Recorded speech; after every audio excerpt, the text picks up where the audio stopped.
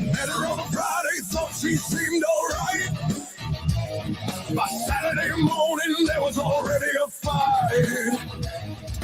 Phone blowing up every minute of the day. Looking for a reason to be angry anyway. Checking every comment, checking every friend, turning every little thing into the end. Life's too short and the mountains calling back. Love you, Sean Jones. I got no time for that. I'm not your therapist. I'm not your referee. I'm not gonna spend my life living in insanity. No time for that. No room for the drama.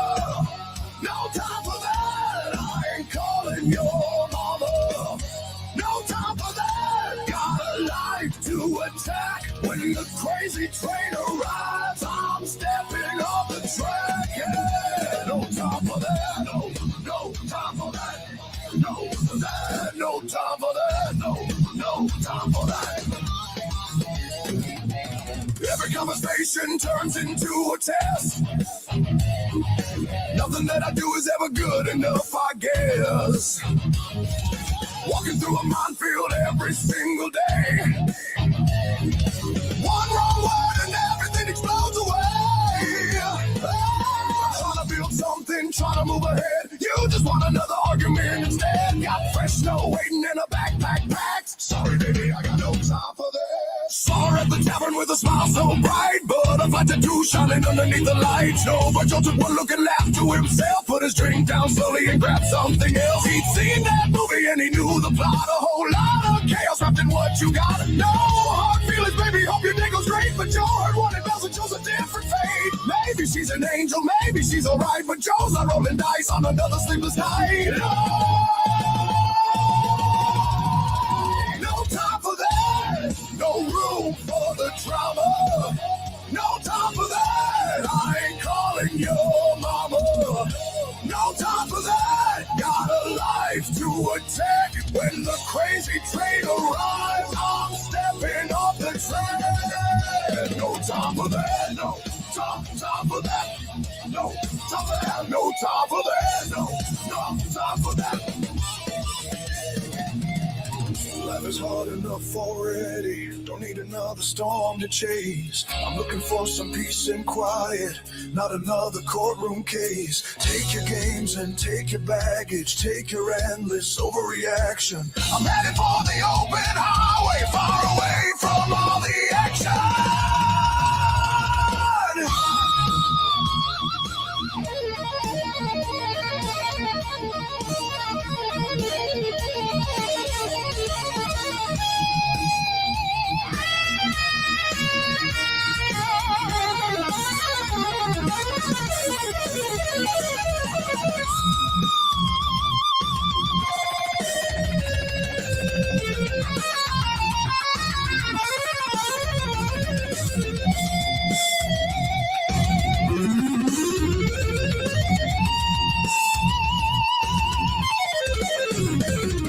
Snowboard Joe ain't looking for trouble tonight.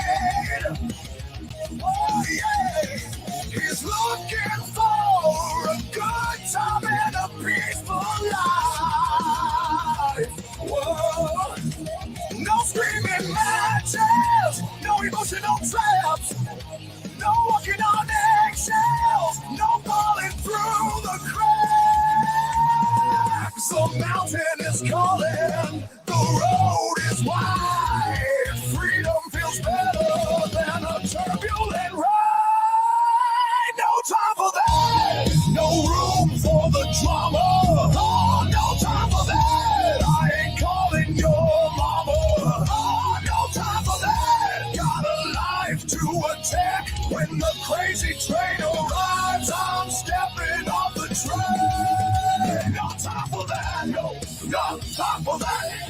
No, that. No time for that. No time for that. Got mountains to climb. Got roads to ride. Got dreams to chase and peace of mind. Snowboard Joe is heading on his way. Blue skies above and a better day.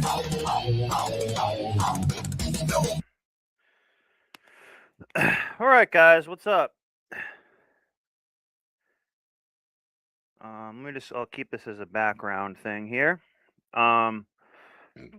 Excuse me.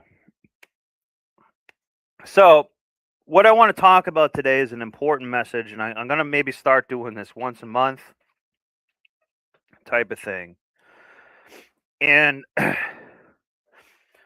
it will relate to this topic. So, the topic or the title of this live is called "The Silent Crisis of Men in a Digital World." In a world of digital comfort, excuse me. Be a savage to win. We are being weakened by all this technology and stuff like that. And the way that you win is become a fucking savage. And part of the way you become a savage is always be closing. Guys, you have to make yourself an entrepreneur in 2026. I don't care if you have a full-time steady job. Have a side hustle. You need a side hustle. And if you have a side hustle, you have to sell. You have to know how to sell. And when I'm talking about selling, I'm talking about closing a deal. So that's what we're talking about, being a closer. Okay? Now, each time I show some of these clips here, I keep getting the stream taken down, so I'm going to go a little bit quicker. But this is a medicine that you need to hear. Including me. We all have to hear what I'm going to show you here, okay? From this movie right here.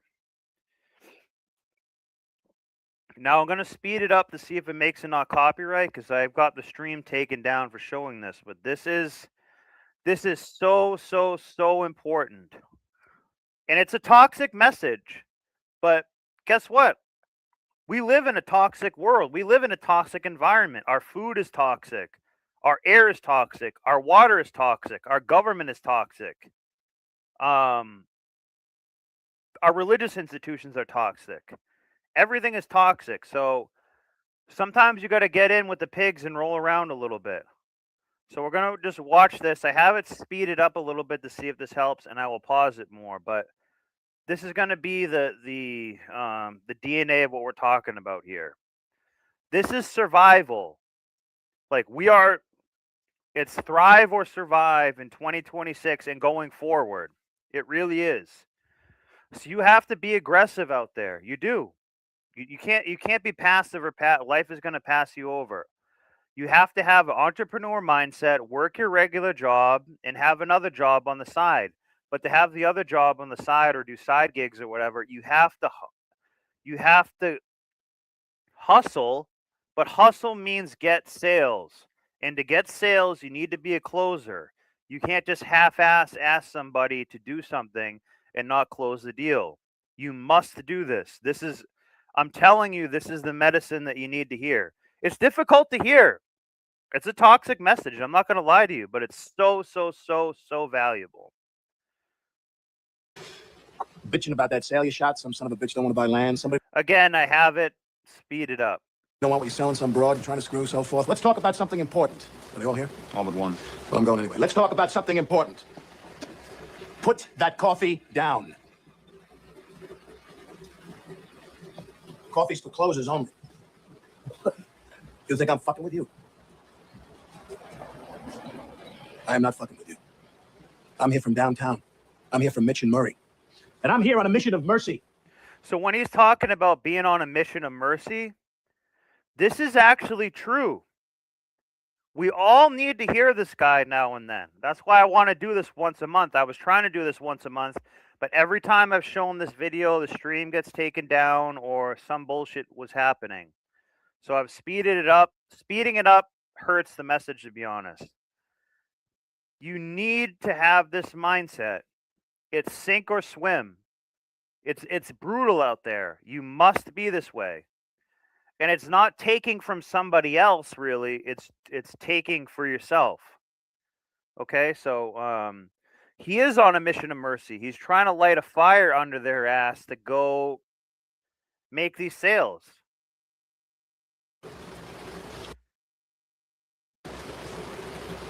Your name's Levine. Yeah. You call yourself a salesman, you son of a bitch? I don't gotta listen to this shit. You certainly don't, pal. Because the good news is you're fired. The bad news is... The good news is you're fired. You're always, when you're an entrepreneur or when you're working for yourself, you're always fired. You're always unemployed. Unless you go out and sell and make it happen. Nothing happens till a sale is made. Nothing moves till a sale is made. Salesmen and sales is the heart of the entire economy, every economy. If I have a business and if I'm doing tree work and I have a business and I have cranes, I have all this stuff, but I can't make a sale, I'm an asshole. I lose money. I'm going bankrupt. You have to have a selling mindset and a closing mindset. You just have to. It just is. You've got just 1 week to regain your job, starting with tonight. Starting with tonight's sit. Make sure this is up. Oh, have I got your attention now? So I have to. Having this speeded up hurts the message so much, but I think I have to do it. Good. Because we're adding a little something to this month's sales contest. As you all know, first prize is a Cadillac Eldorado. Anybody want to see second prize? Second prize is a set of steak knives. Third prize is you're fired. You get the picture? You laughing now? And guys, he's telling you third places if you're fired and stuff, but that's what we live in now. You're competing with AI. You're competing with all this stuff. You have to go out and be a savage. You have to be a killer. You have to be a closer. Okay? Sales applies to everything. If you're trying to go, let's say you're trying to get a job, you have to sell yourself to that company. You have to sell yourself to the customer. You have to sell all the time.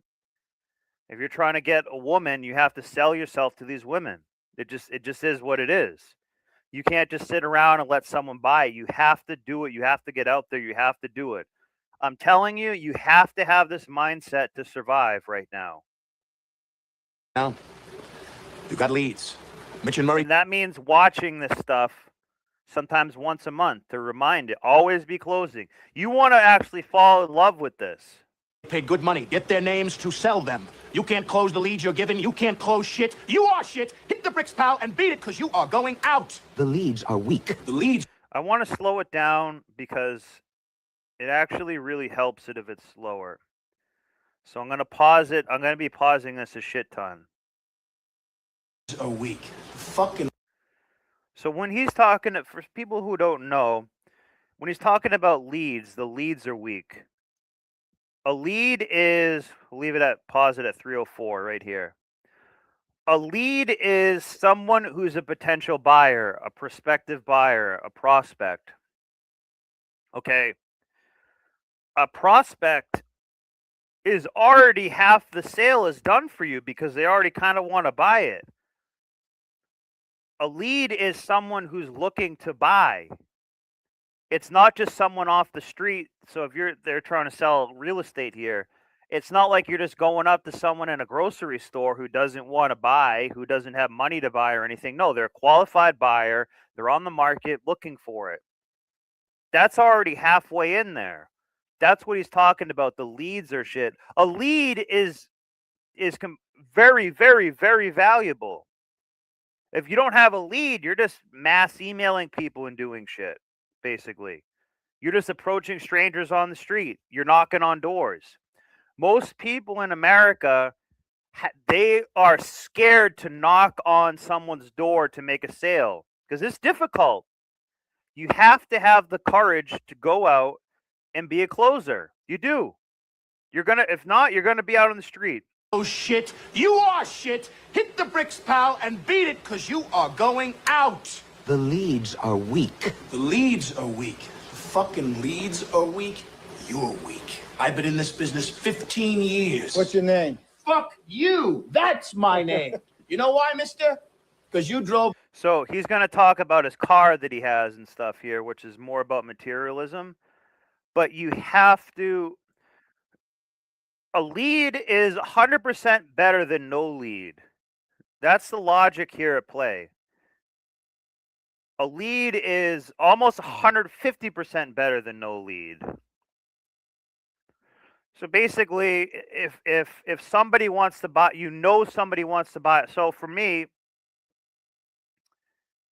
I sell tree work is one of the things that I have to sell. Okay, if I don't sell tree work, I'm cooked. I'm like paying for insurance. I'm paying for the trucks. I'm paying for the equipment. I'm cooked. You have to. So if I just go up to someone in the grocery store and say, "Hey, do you want some trees cut down in your yard?" They're going to say, "No, I live in an apartment." A lead would be, this guy is a landowner. He has 3 acres and he's been getting quotes from other tree companies. That's a lead. Okay. A lead is really good. Now, leads from Indians and stuff do kind of suck. I'm not going to lie about, there are people who have a lead that can waste time, but a lead is actually very valuable. So that's what Alec Baldwin is talking about here. A Hyundai to get here tonight. I drove an $80,000 BMW. That's my name.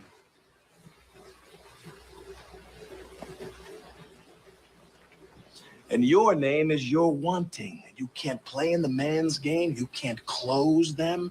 Then go home and tell your wife your troubles. Because only one thing. So what he's talking about here is you gotta be a savage. Especially in this digital age, you have to go out and be a savage for sales. Because it's just how things are right now.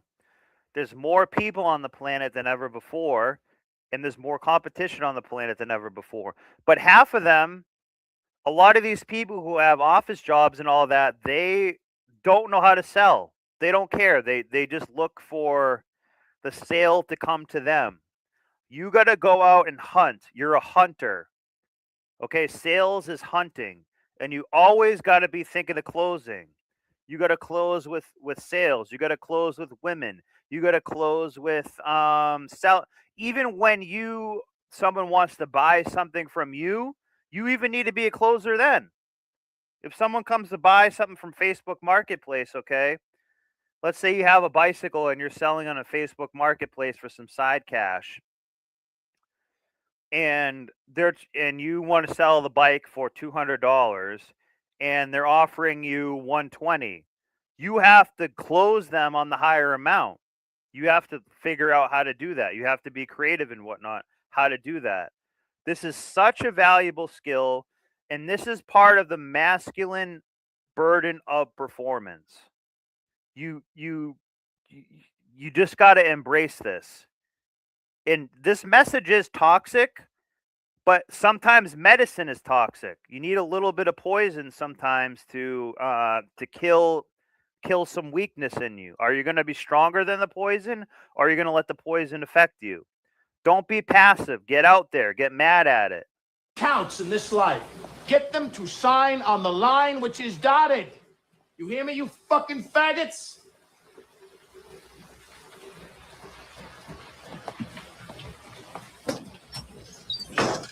I want you to get this tattooed on yourself, okay? I want you to brainwash this with yourself.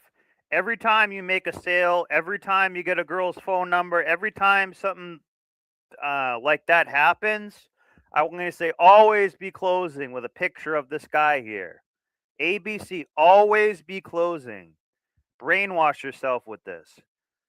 You're going to thank me. And guess what? You're going to have to watch this once a month and think about this mentality. And it's not a greed. Another thing too, this is not a greed mentality.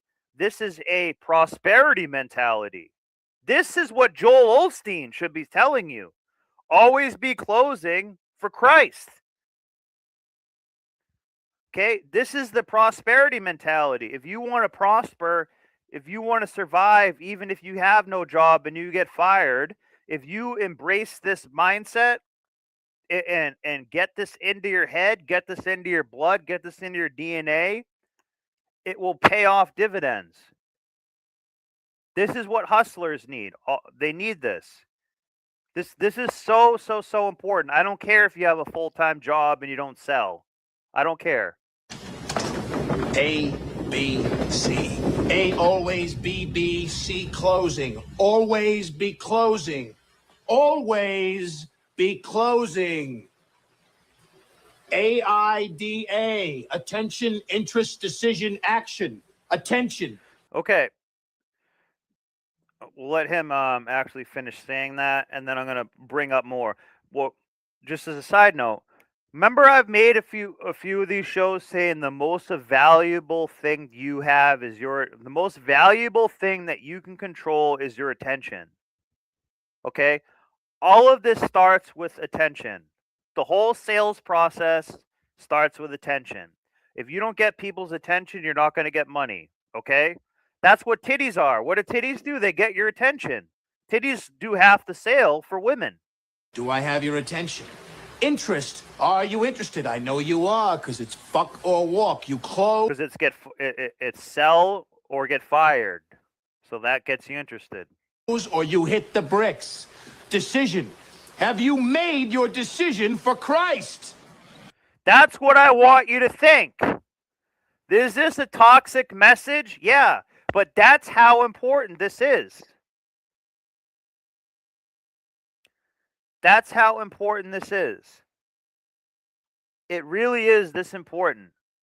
This should be your religion. This should be with the 10 commandments. Always be closing. It should be 11 commandments and then always be closing. An action. AIDA. Get out there. You got the prospects coming in. You think they came in to get out of the rain? A guy don't walk on the lot lest he wants to buy. They're sitting out there waiting to give you their money. Are you going to take it?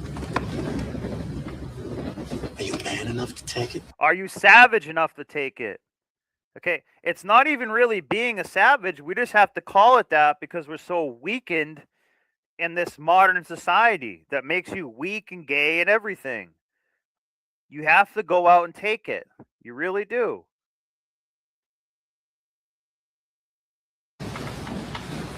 And you're not taking it from somebody else. You're taking it for yourself. And sometimes it's not necessarily taking it in a greedy way, but if you don't take the opportunity, someone else will. That's what competition is. There's so much competition right now.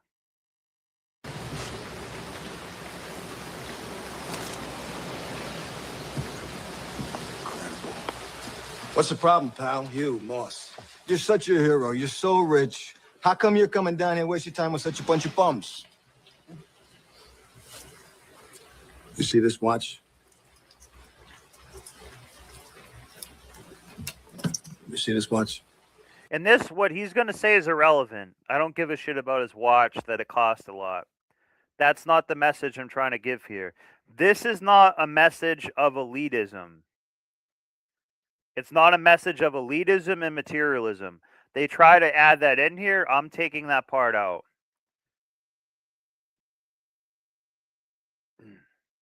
Brent's out here. I'm a stone carver. I constantly carry around a few on me, so when I'm out and about, I can make a few sales and draw people in checking out the rest of my stock. Yeah, you have to do that. See, as men, we don't have tits and ass and could just walk up and down the block and have guys come in, pull their car in, and you get a sale, okay? You have to do other things. You have to make it happen. You know, it doesn't necessarily mean force it and be mean to the people. This is a whole art form, but this is one of the most important things that I could tell you about is this. Okay, if you have no job, you're a salesperson to get a job. If you have a job, you're a salesperson to get a promotion. If you don't have a company, you're a salesperson to start a company. If you don't have a girlfriend, you're a salesperson to get a girlfriend. If you have a girlfriend, you're a salesperson to get married. If you're getting a divorce, you're a salesperson to the right lawyer. When you get divorced, you're a salesperson to the judge. These sales are happening all the time. You need to have this type of consciousness. Yeah. That watch costs more than your car. I don't give a shit about his watch or the car. That's not what the message I'm trying to give here, but I just want the video to play. I made $970,000 last year. How much you make? I don't care how much money you make. The amount of money you make is irrelevant to this message. The part of the message that's important is the mindset. It's the mindset, the mentality.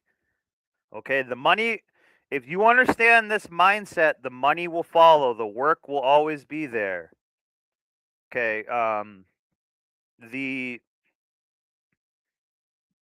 you will find the right opportunity because you're always closing. When you're always closing, you can't not find an opportunity because you're always closing and you have this mindset. This is a winning mindset. You think Michael Jordan wasn't trying to always be closing? He is. Always be shooting hoops, always be scoring, always be closing. Okay? You got to take risks. You got to get out there. This is for men. As men, we have to take risks in the marketplace. We do. And in our love life and our dating life, you have to take risks. You have to deal with rejection. You have to try to be a closer. It takes balls to be a closer. It takes courage to be a closer. But if you don't do it, you're going to get ran over. You're going to be a victim. If you're a closer, and at least always trying to be closing, you cannot be a victim because you're always trying to close. At least try to close. You know, like part of the closer mindset is you get rejected a bunch of the time. You may get 50 no's, then you get a yes. But this mindset of always be closing is what's going to get you through the 49 no's till you get the yes. This is so important. I want to do this once a month. You see, pal, that's who I am, and you're nothing. Nice guy? I don't give a shit. Good father? Fuck you. Go home and play with your kids. Go home and play with your stepkids, okay? Be a closer out here. You want to work here? Close. You think this is abuse? You think this is abuse, you cocksucker? You can't take this. How can you take the abuse you get on a shit? How can you take the abuse of having no job, of not having customers, of not having income, of not having a prospect, of not having anything where you're scared to take a risk, where you're scared to apply for the job, you're scared to go into the store and say, hey, give me a job. You're scared to try something new. This really means so much. You don't like it? Leave. Alec Baldwin wants these guys to leave. He actually wants them to quit. But the bosses are trying to get him to do one more speech. So he actually wants them to quit. I can go out there tonight. The materials you got make myself $15,000. Tonight, in 2 hours, can you? See, it's not that he's so much better than them and has money and stuff. He's more hungry. You got to be hungry. You got to be motivated. And sometimes that comes from being desperate. That it's part of it. You got to be a hunter. You got to be a savage. You got to be like, I don't care if you were starving in the woods after not eating for a day, you're going to find a way to kill a squirrel and you're just going to eat it. You're going to find a way to kill something and eat it. So when you have no money and you're broke, you have to find a way to go to sell yourself, to sell an idea, sell, uh, sell yourself to an employer or something. Can you? Go and do likewise. AIDA. Get mad, you son of a bitches. Get mad. You know what it takes to sell real estate? It takes balls. It takes courage. You know how you get the balls is you take the risk and you get rejected over and over and over and over, and you keep getting up. That's how you get the brass balls. Half of the people that have these corporate jobs out of college, they've never been rejected in the workplace. They never built a business. They never went out and knocked on doors and had people say, hey, get off my property. I'm calling the cops. Get out of here. Do all this. Hey, we're going to try a competitor, or, oh, we're not serious right now. Give me a call later, all this. No, do it now. Close the deal. This is what you have to do. Like, I'm telling you guys, if the economy goes to the toilet, this is what you will need. You will succeed over other people. Balls are not given. They're cultivated. Okay? You got to be able to go out sometimes and feel uncomfortable, be embarrassed, get rejected. Okay? Have someone, laugh. Like, you know how many times I've knocked on a door and stuff and got rejected trying to build a business? You have to want to do it. Also, if you don't do something like this, you're going to work for someone else who did. And now you're their bitch. You make money for them. It takes brass balls to sell real estate.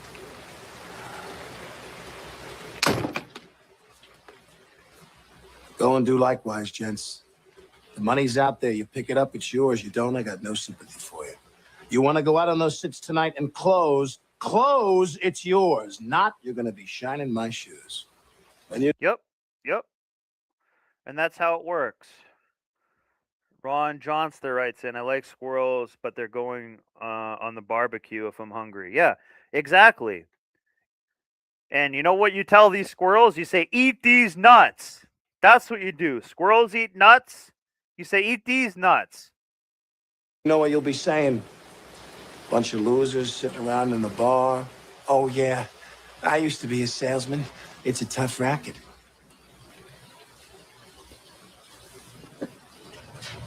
Guys, and another thing too, every salesperson goes through slumps.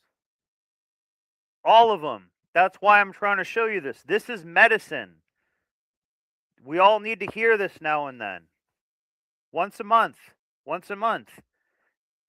Like, women get their period once a month. This is the opposite of getting your period. This is getting a boost. This is so important. It's really so important.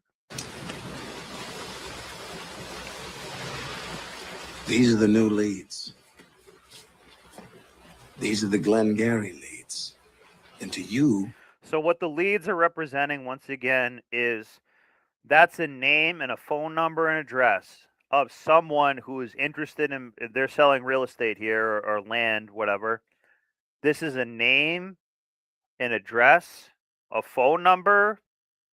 For modern day, we'll say email, social media, information and stuff on someone who is looking to buy what you're selling. Those are gold. Otherwise, you're just shooting off into the dark, not knowing what the fuck it is. They're not even going to be a qualified buyer. You need a qualified buyer for a big ticket item like this. They're gold, and you don't get them. Why?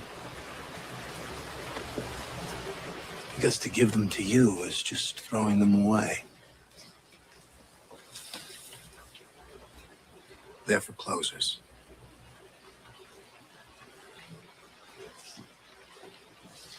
And that's what you want to be. The more you're a closer, the more you get those good golden opportunities. And in fact, you turn an opportunity that's dog shit into gold. You turn a random encounter, like how Brent said. So I don't know, Brent's at the grocery store, or liquor store, or something like that. And he talks to them a little bit, and that's when you got to kind of not force it on them. You have to do it organically. You have to have some tact, which comes in time. You got to say, "Hey, do you like this? Do you want to buy? Do you want to check out some other work? I want to make a sale. I want to prosper." Tell someone that. Say, "Hey, I want to prosper. That's what I want." I wish you good luck, but you wouldn't know what to do with it if you got it.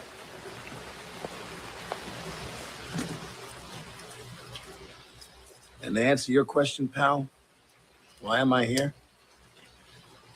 I came here because Mitch and Murray asked me to. They asked me for a favor. I said, the real favor, follow my advice and fire your fucking ass because I'm losing. Because they don't want it bad enough. So that's another thing, too. That's another thing, too, guys.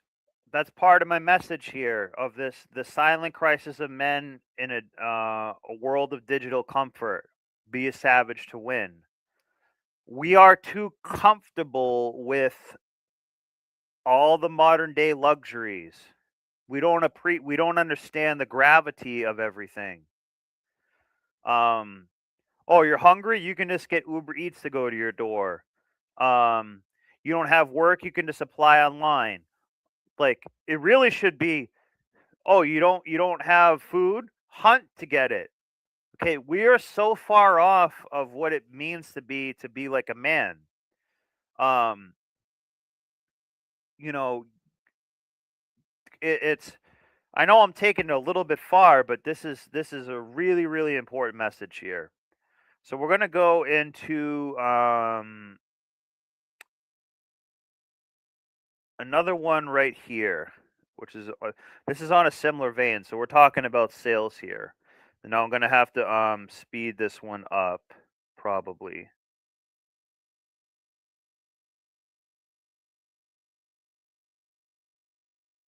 And get the fuck out of this room. Right. I'm sorry.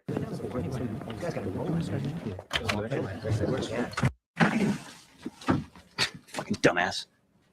Get the fuck out of here. What? Don't talk to me. Don't look at me. Just pick your ass up out of that Italian leather chair and get the fuck out of this room right now. Come on, let's go, Schleprock. Out. Listen. We expect everyone here to treat their coworkers with a certain level of respect. Okay, before we get started, I have one question. Has anyone here passed the Series 7 exam?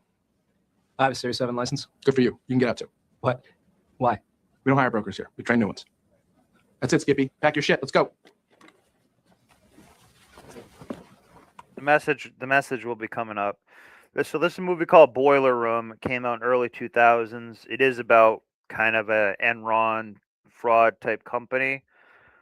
But this will instill a little bit of what I want to say, and there's another clip from this movie which we're going to follow up with afterward. Okay, here's the deal. I'm not here to waste your time. Okay, I certainly hope you're not here to waste mine. So I'm gonna keep this short. Become an employee of this firm, you will make your first $1 million within 3 years. Okay? I'm gonna repeat that. You will make $1 million within 3 years of your first day of employment at JT Marlin. There is no question as to whether or not you'll become a millionaire working here. The only question is how many times over. You think I'm joking? I'm not joking. I am a millionaire. It's a weird thing to hear, right? I'll tell you, it's a weird thing to say. I am a fucking millionaire. I guess how old I am? 27. You know what that makes me here? A fucking senior citizen. This firm is entirely comprised of people your age, not mine. Lucky for me, I happen to be very fucking good at my job, or I'd be out of one. You guys are the new blood. You're gonna go home with the Kesef. You are the future big swinging dicks of this firm. Now, y'all look money hungry, and that's good. Anybody tells you money's the root of all evil doesn't fucking have any. They say money can't buy happiness. Look at the fucking smile on my face. Ear to ear, baby. You want details? Fine. I drive a Ferrari, 355 Cabriolet. What's up? Again, I want to emphasize this again. The message I'm giving you is about the sales mentality, not about the materialism. I don't give a shit what car you drive or anything. You could be almost homeless and you can have this mindset and it's going to benefit you. I have a ridiculous house in the South Fork. I have every toy you could possibly imagine. And best of all, kids, I am liquid. So now you know what's possible. Let me tell you what's required. You are required to work your fucking ass off at this firm.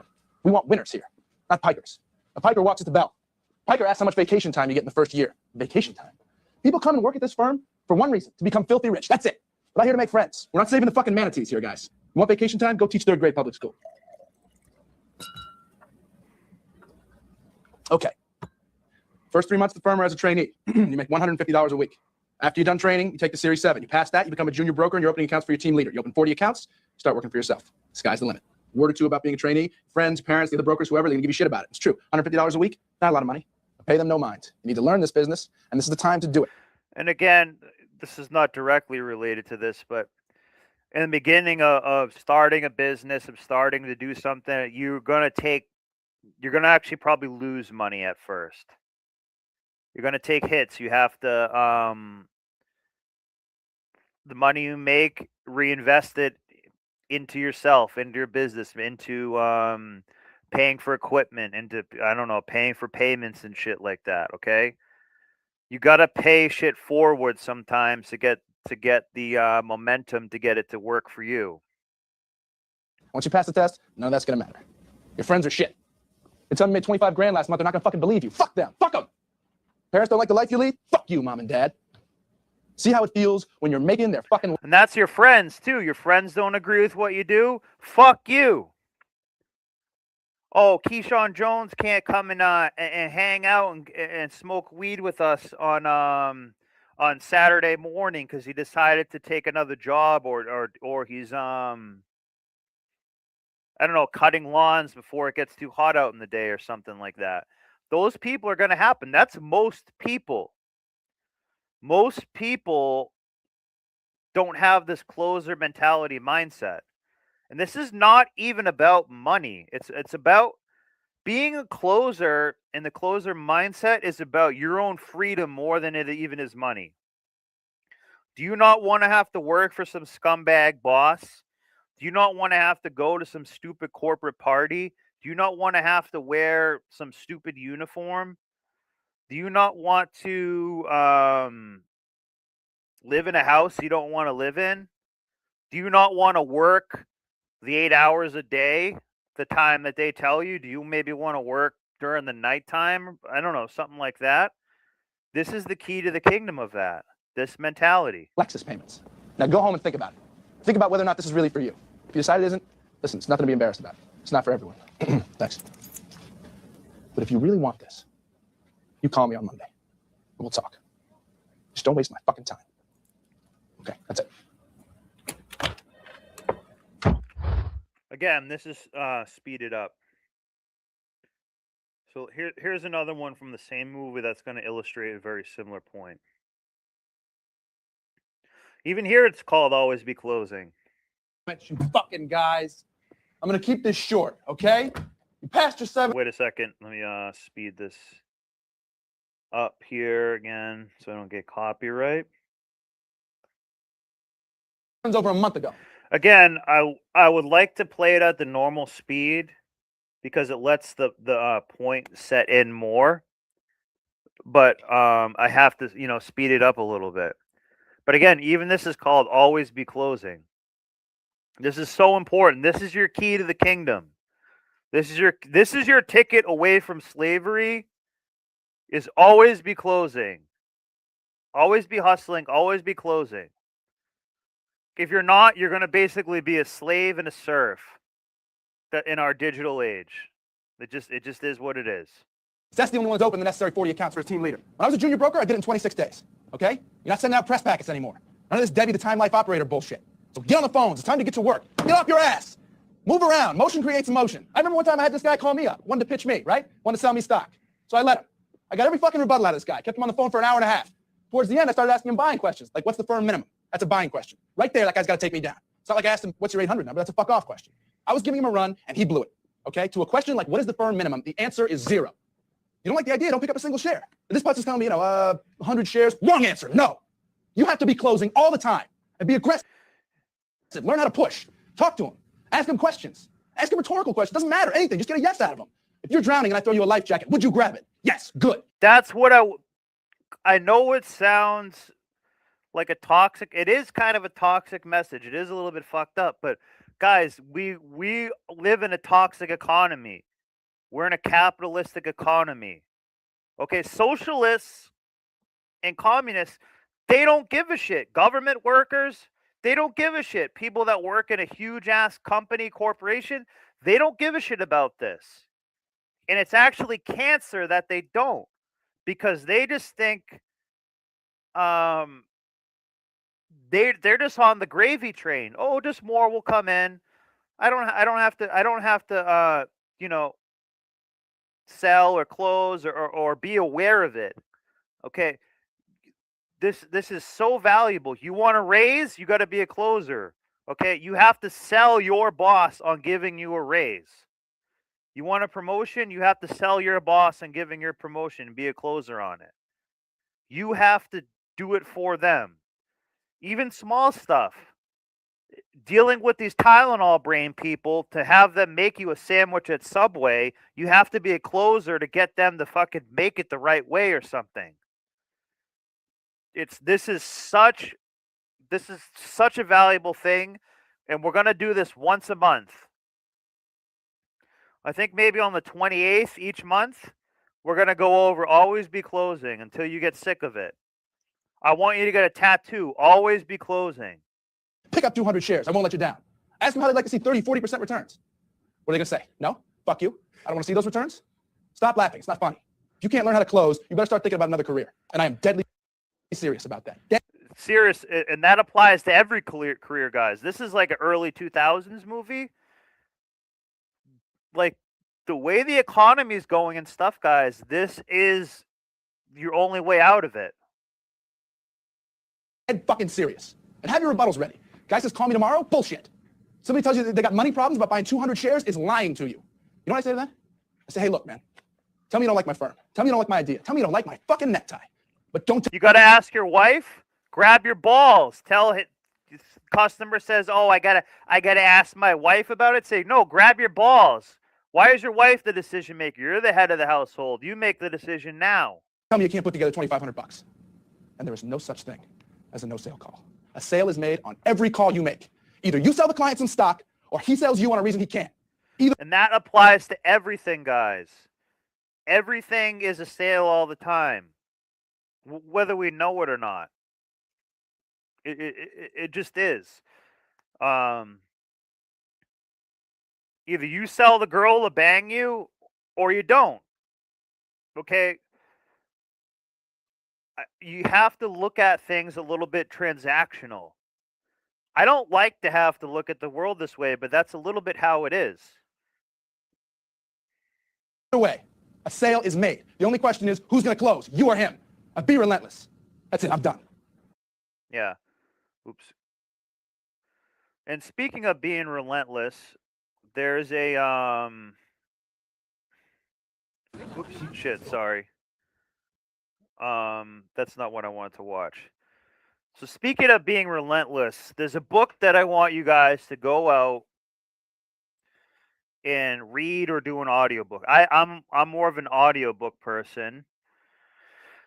So that's the message for always be closing. But as far as relentless, that word relentless, let me see if I can find this right now. So the book Relentless by Tim Grover audiobook. Okay. This might even be like for free on here. Okay. So why am I telling you this? Relentless is a really good book. Yeah, it's this one right here. It's probably cheap. It's on Audible and whatnot. Okay. And who is Tim Grover? Why am I telling you this? Tim Grover was the trainer for Michael Jordan, the trainer for Kobe Bryant, the trainer for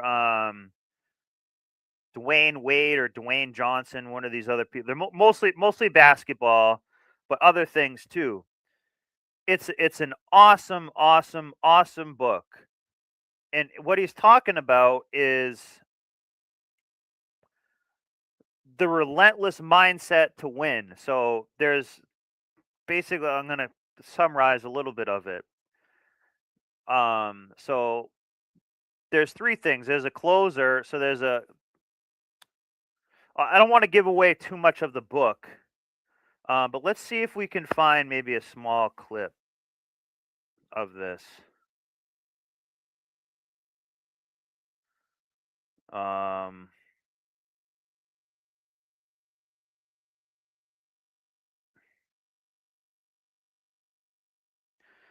Because I don't really want to get copyright, but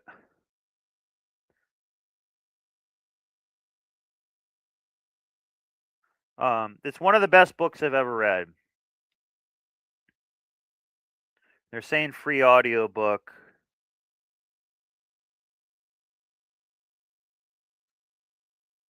Maybe let's check this out. Motivation to me is entry level. Let me see what this is at. So we're at 1.5 here. Let's just see. Let's just see what this says here. But it's a great. It applies to everything. It's not about sales. It's about cultivating yourself. It's entry level.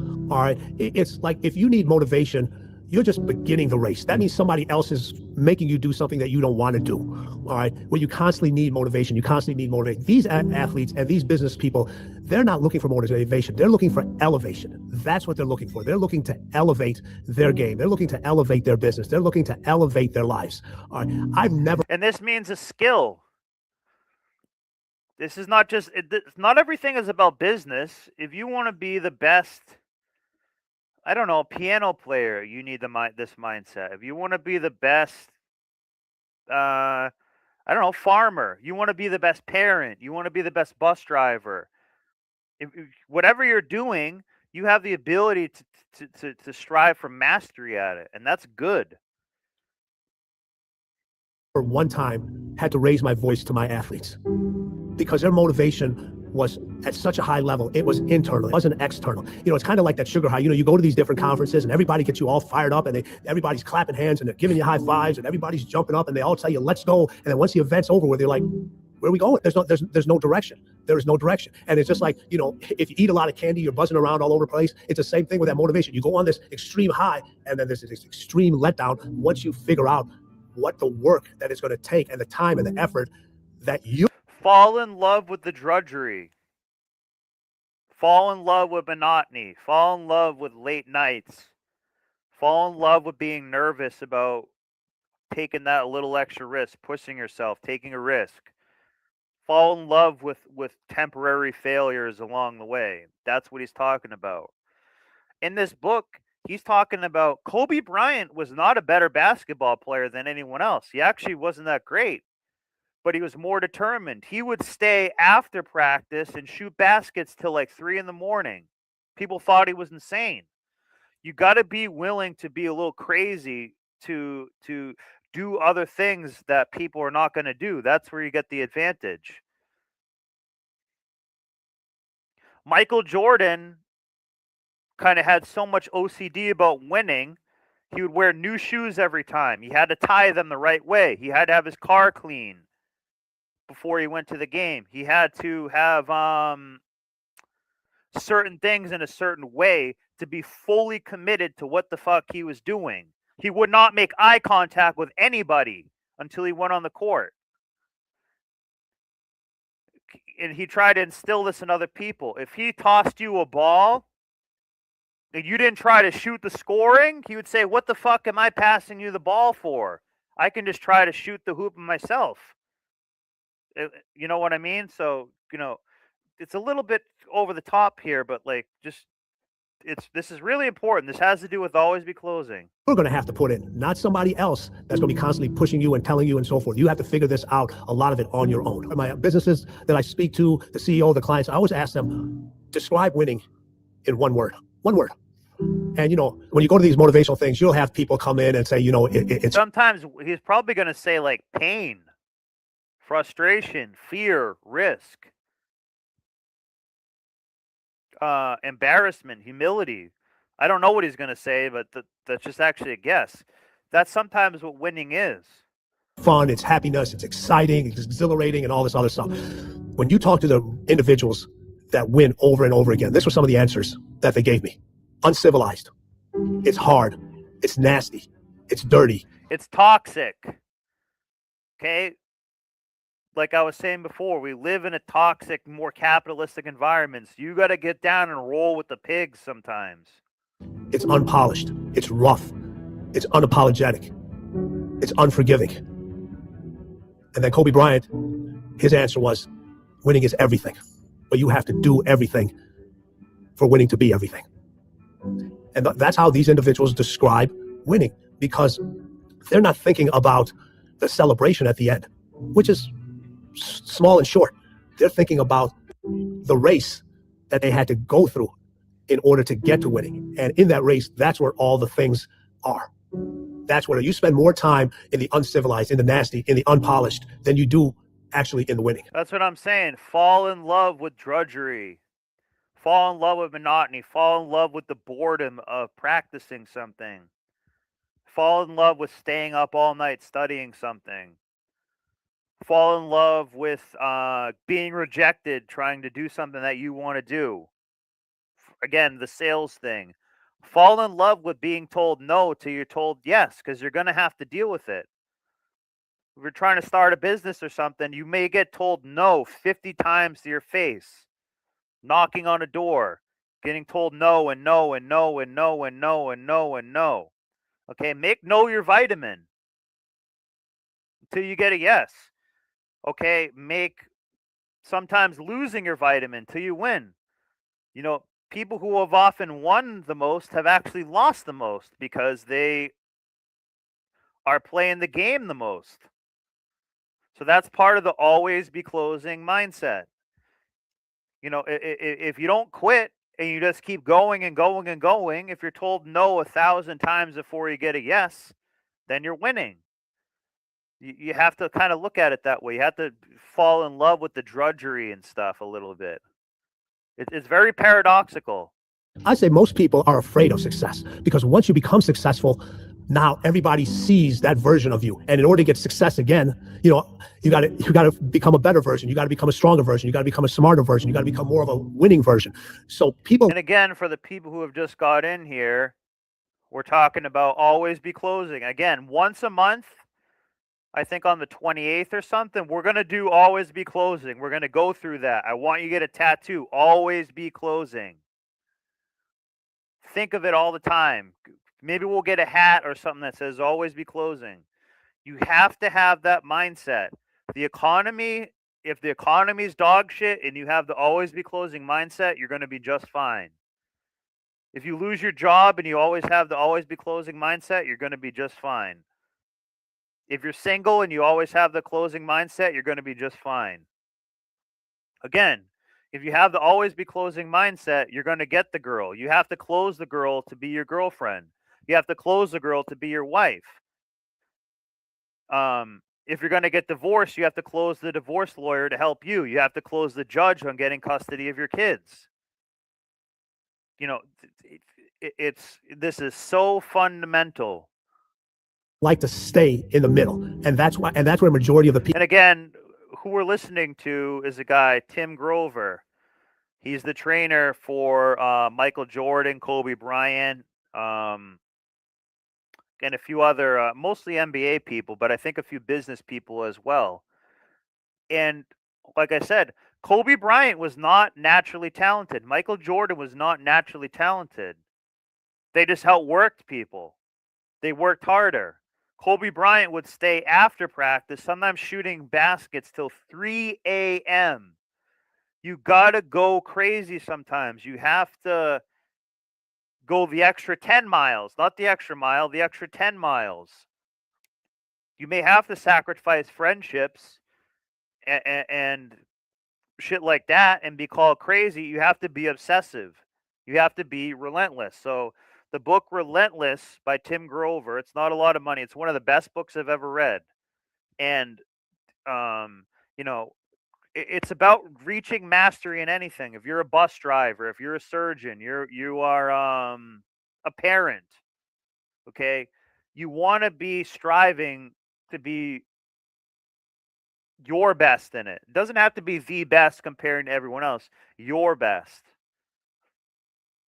People are, because that's where the comfort is. You're not super successful. You're not at the bottom. You're kind of in the middle, and you have a lot of conversations. You have a lot of stuff to get along with individuals with, and then once that. And again, guys, the title of this is called "The Silent Crisis of Men."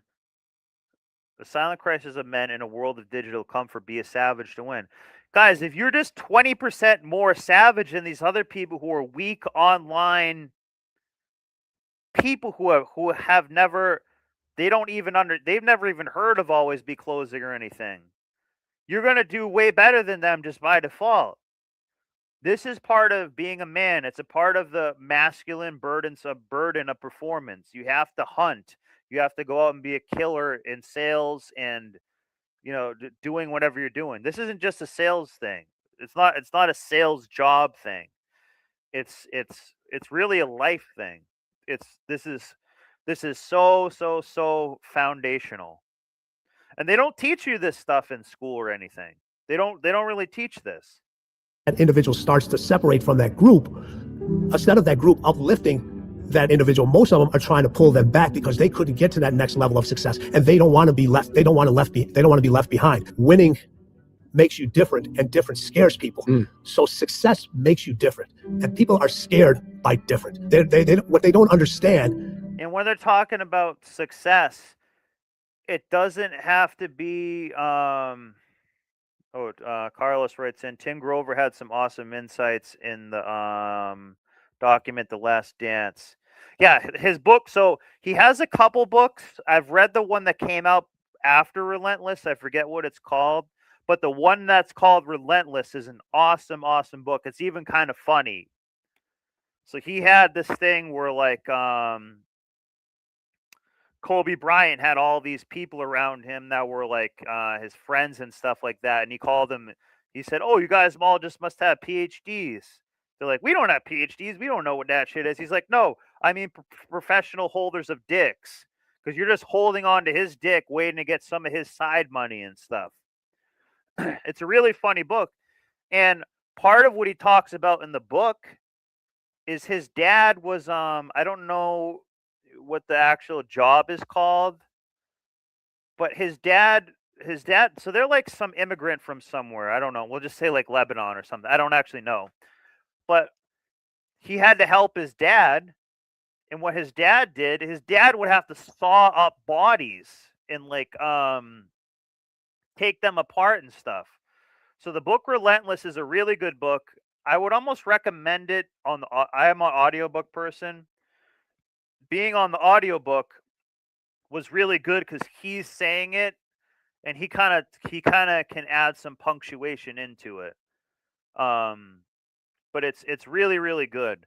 And he's talking about how sometimes you have to be obsessed. You have to be a little crazy. Like, again, he would talk about how Michael Jordan would be, he would not make eye contact with anybody till he got on the court. He would have brand new shoes, brand new shoelaces, and he had to lace them himself, or else he wouldn't use it. He had to have his car washed a certain way, had to have a suit a certain way, had to have a certain parking spot, had to have certain things. So, like, sometimes you got to be a little bit crazy. You have to be obsessive to have that edge, I guess. You know what I mean? And the way the economy is going and stuff, guys, it's sink or swim. You're competing with AI. You're competing with a lot of stuff. It's going to be sink or swim. But when it comes to some of these average people who have a government job, a big company job, a state job, a work from home kind of bullshit job, you're going to be able to crush them. If you just have even a little bit of this flavor. This is not about elitism. If you just even have a little bit of this going on, you're going to be so much ahead of them. They don't even think about any of this. They're going to be cooked. They're automatic. They only will have it once it's a little too late. So you want to be starving before you run out of food. That's what I'm trying to tell you. You want to be starving and hunting and like, oh, I can't have anything, so I'm going to just have to go and kill and eat a squirrel.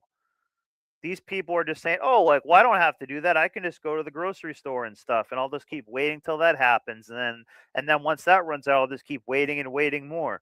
You have to be taking action all the time. Always be closing. Get a tattoo of it. Always be closing.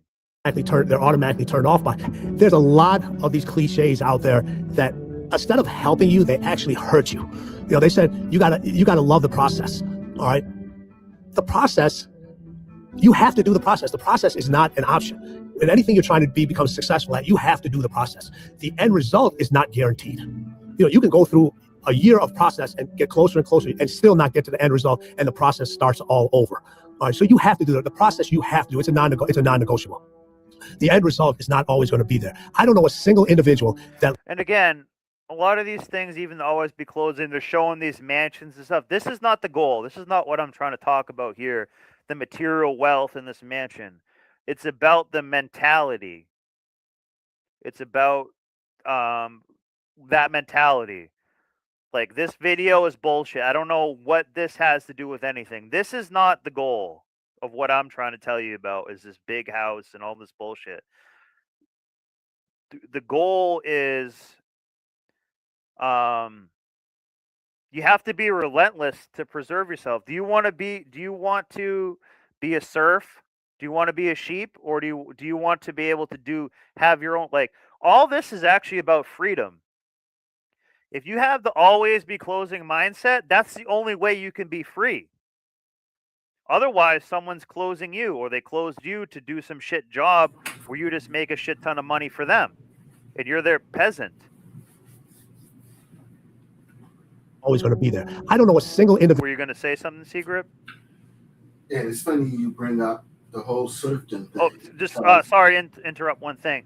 I might do it on, so 28 is the wealth day of the month. Every 28th, I'm going to go over the always be closing thing. And I speeded it up this time, so I don't think I'm going to get copyright. But it's medicine. We all have to remind ourselves to always be closing and re-up it. Because we all go through slumps in sales and life and all this bullshit. So you have to remind yourself of that mentality and everything. It's actually medicine. It's one of the best things that you can hear. And it's a toxic medicine. It's a little bit toxic, but we live in a toxic environment, a toxic economy, a capitalism economy. People are doing scams. People are doing bullshit. They'll take from you as much as they can. So you have to safeguard yourself against that. You have, like, this is what you have to do, especially as men. This is more for men. This is part of being a man, is this masculine burden of performance. And this isn't saying necessarily take it from other people. It's take it for yourself. Take the life jacket. If not, you're gonna drown in a digital AI slop kind of gay hellscape. Go ahead, Secret. No, it's funny that you brought up the whole serfdom thing, because I think that we're gonna. It's coming. I think it's not coming. that it's coming, but if you don't do it, you will become a serf. If you do this, it's the only way you can preserve not being a serf. And to certain people, that should mean everything. Sorry, go ahead. People don't realize just how easy we have it in this country, and how easy it is to be successful in this country compared to other places. And when you think about it, why is it that so many foreigners can come here with the clothes in their back, yep, a few hundred pesos in their pocket, and within a generation or two, they are well off and well to do, because they came here with that grind, that mission, that purpose, that hunger, that burning desire, that hunger. And you're right, it will ebb and flow. You just say, well, comfort is the enemy of progress, or comfort is the enemy of growth. Yeah, that's what I call this one, the silent crisis of men in a world of digital comfort. Be a savage to win. We have, like, it's shamed now to be a savage a little bit. It's okay to be a man, to be a fucking ugly humpback savage motherfucker, and But still get snowboard, chicks, get money, and everything. that's Sometimes it's toxic okay to do it. masculinity. What? That's toxic masculinity. What are you saying? Yeah, but we live in a toxic Yeah. culture as it is. We have poison food, poison water, and you have so much going against you just by default. So you kind of have to counteract it with being toxic a little bit. You know, it's just, you have to be a savage a little bit, I guess. Like, like we're calling it being a savage. It's really not. It's just in our modern age, it's considered being a savage, basically. So, if you want to call it toxic masculinity, that's fine. But even for a woman or anyone in sales or making your own business, it's not toxic. We should change it. It's not toxic masculinity. It's survival. It's capitalistic survival is actually really what it is. All I'm telling you about is capitalistic survival. Communists and socialists, they don't give a shit about any of this because they don't have to sell. They don't have to do shit. Government people, they don't care. They don't care at all. In fact, they're just they are at a job where it's an hourly job, not a performance-based job. So they don't give a shit. Their job is to just let the clock tick by. It's not to really produce anything. In fact, the less they produce, the more they like it because, like, well, I didn't have to produce anything. So I'm actually winning. I actually did less work and got paid the same amount. That's not a good place to be. That's not, I understand there's a lot of people who are like that, but at here, if you want to be an entrepreneur and stuff, which again, I'm telling you guys, if you already have a full-time job, get a side job, a side hustle. Do a little side business at least. And then you're going to see, wait a minute, Snowboard was right about this. You have to have this mindset. A feminine mindset is like, oh, well, all the work will come to me. Like females don't have to sell. Like, look at a 304. They just walk up and down the road with tits and ass out, and all the work comes to them. Men can't do that. We just can't do that. It would be nice if we could. Maybe some men can do it, but the majority, I can't do that. So that's why you have to understand all this, and it's not be mean and aggressive to people. Like this is an art. But sometimes you need this injection now and then. That's why I want to do it once a month, where you just remind the always be closing mindset. It really is. You got to fall in love with it. Once you start falling in love with it, and you make a sale, text somebody always be closing with that thing, and Alec Baldwin saying that. It really is. It really is so important for everybody in here. Individual that loves 100% of what they do, 100%. They're just, that's not there. But if you crave that end result, you think my athletes enjoyed practicing? You think they enjoyed the 90 minutes or 2 hours workouts that they had to do with me every single day, sometimes twice a day? They didn't enjoy those things, but they craved the end result so much that the work was irrelevant. They knew they had to do the work in order to get that end result. And this other one is about, it's the journey, not the destination. Well, here's my problem with that. Why are you taking the journey if there's no destination? So what are you doing? Just aimlessly walking around or flying around or so forth? If you're taking a journey, most people that take a journey, they take a journey with a destination. Winning requires that destination. You just can't be aimlessly walking around, but that's just another way of saying, take your time. You have plenty, you got time to do this, you got that. Well, again, these images, I like what the guy is saying, but all these images are dog shit. I don't like any of these images here. Why? I always say this. Just real quick. Jump roping on a mountaintop. That's all bullshit gay stuff. This is not. I want you to listen to what he's saying. I want you to disregard the image. I might actually even change the video because his images are pissing me off. Go ahead, Secret. And it's funny they talk about journeys and destinations. That's what women say. Well, here's the thing. So, I work with people that are retiring. Mm-hmm. And one of the things that I have to constantly remind them of is that retirement is not a destination. It's a journey that you're going to be navigating for the next 2 to 3 decades, Because guess what? Just because you stop working doesn't mean the world stopped turning, the sun stops rising and setting, markets don't stop going down or anything along those lines. And so you're going to have to navigate market risk, longevity, inflation, incapacitation. These are things that will happen during the course of a 20 to 30-year retirement. And if you think you can just sit back and just set it and forget it, yeah, there are a few people who are so well funded, they can do that, but not the majority of people. And the analogy that I like to use is the one where, you know, a plane leaves from New York to go to LAX. Well, what a lot of people don't realize is that flight to get from one tiny strip of land on one end of the country to the other is off course 99% of the time. And it literally takes thousands upon thousands of micro calibrations to get you from one end to the other. And it's easier to do micro calibrations than major course corrections, because you just can't end up and, like, you know, wake up and like, oops, we're in Washington State, we're supposed to be in LAX. That's a major course correction.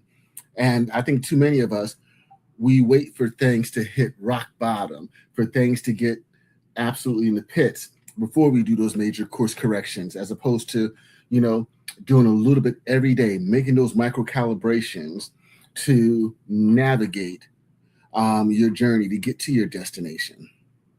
And that's where the work comes in, the effort, the grind. And it's a whole lot easier to do it, in my opinion, in your 20s and 30s than your 50s and 60s. Yeah. Another thing too, there's a bunch of free stuff. Go listen to Brian Tracy, the psychology of sales and shit like this. It helps with other aspects of your life. Like, you know, I'm not trying to make this all about sales and shit per se. Like, I think I've covered it pretty well. And I don't want to beat it into the. I think I already delivered the message. So you don't overtalk the sale is another thing.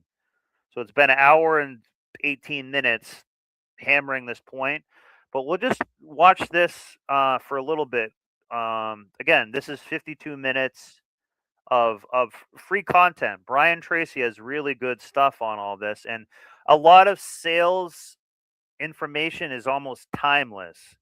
Even though they're gonna say, like, you know, it'll seem like it's outdated, but a lot of it's timeless. And he actually said, so the two oldest professions are prostitution and sales. Nothing moves or nothing happens till a sale is made. Sales is the blood of all the economy. If you're not selling, you're not doing shit. In fact, if you're not selling, you're basically like losing money. So it's really important. We'll just watch this for like a minute or a couple minutes, and then I'm gonna just probably do a police video because I think I've driven home the point enough. Where it's just getting repetitive. Business audiences, I ask the question, what is the purpose of a business? And almost invariably people shout back, to make a profit, to make money, to make a lot of money, to get rich. Well, that's not quite correct. The purpose of a business is actually to create and keep a customer. And if you look at a business, if you look inside it, you'll find that all successful businesses are focused on creating and keeping customers, marketing and sales, getting the customers, and then servicing the customers and holding on to them. A profit is the result of creating and keeping a customer in a cost-effective way. Therefore, the basic management functions are innovation and marketing, because only they are capable of creating and keeping customers, generating sales, revenues, and cash flow. The most important skill of the entrepreneur or the business person is the ability to market the product or service. An average product or service, intelligently and aggressively marketed, will run circles around a brilliant product or service with poor marketing behind it.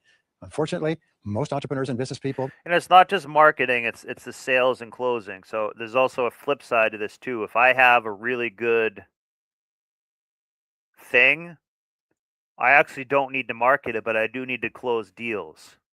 So I have to go out to someone and say, like, hey, would you like to buy this gold bar? And they're going to say, I would absolutely love to buy this gold bar.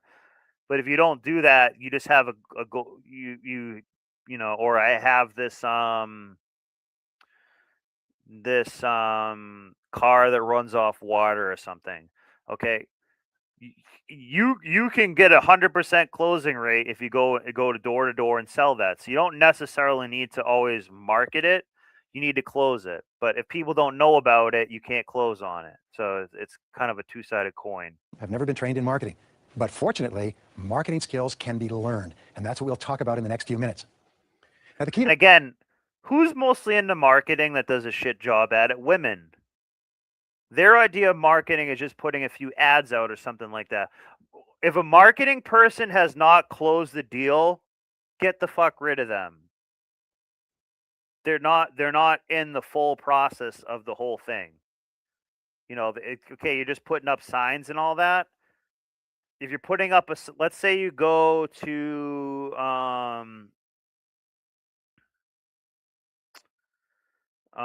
let's say you're selling, I don't know, like, I'm just saying, if you have a business and you go to put up a sign in someone's yard for your business, try to sell them the services that your business sells, then put the sign up.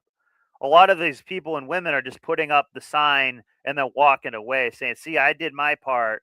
A lot of people are just exchanging business cards and they throw the business card away, never talk about it again. Well, it's like these chicks with Only Fools. They think that all they got to do is just open an account. Yeah, and then all the money will flood in. Yeah, exactly. And it will flow in, not realizing, you know, all you're doing is diminishing your value for less than what you could make working less than part-time at McDonald's. Yeah, exactly. Yeah. And so just because you build it doesn't mean they will come. Yeah. Which most women think the opposite of. If they put it out there, if you build it, if you put it out there, they'll come. No. Yeah.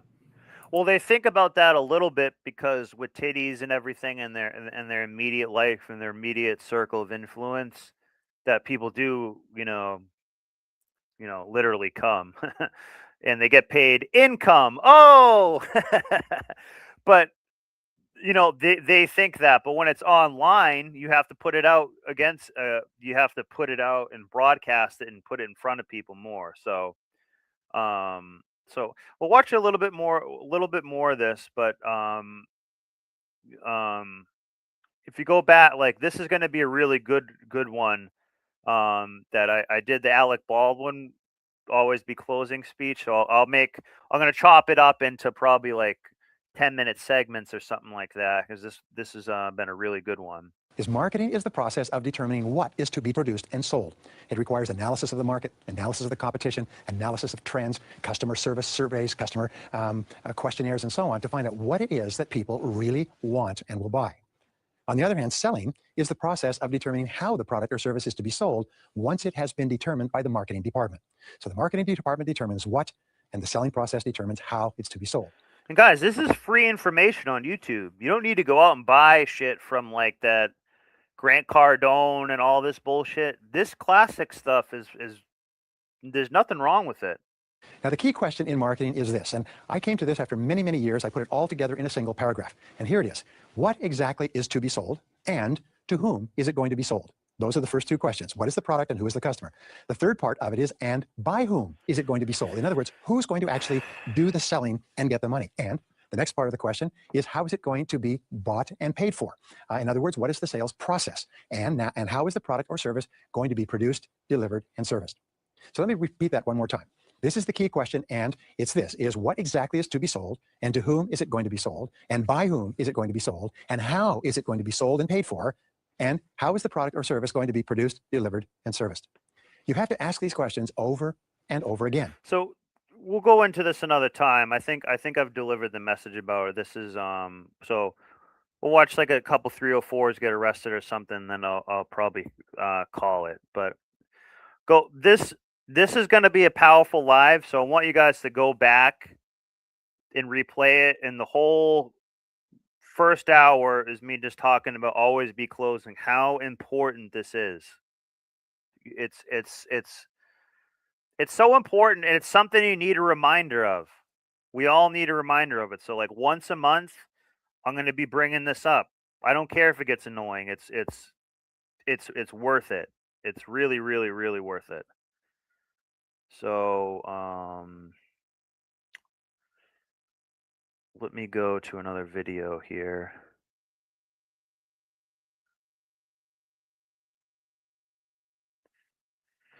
In fact, actually,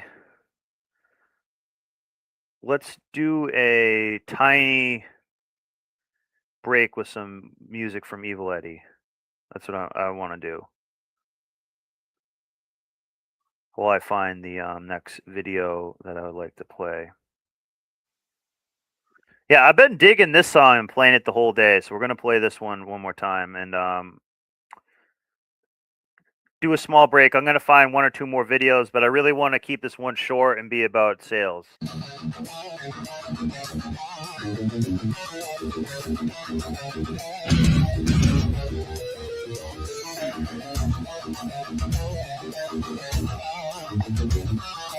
Love that butterfly tattoo.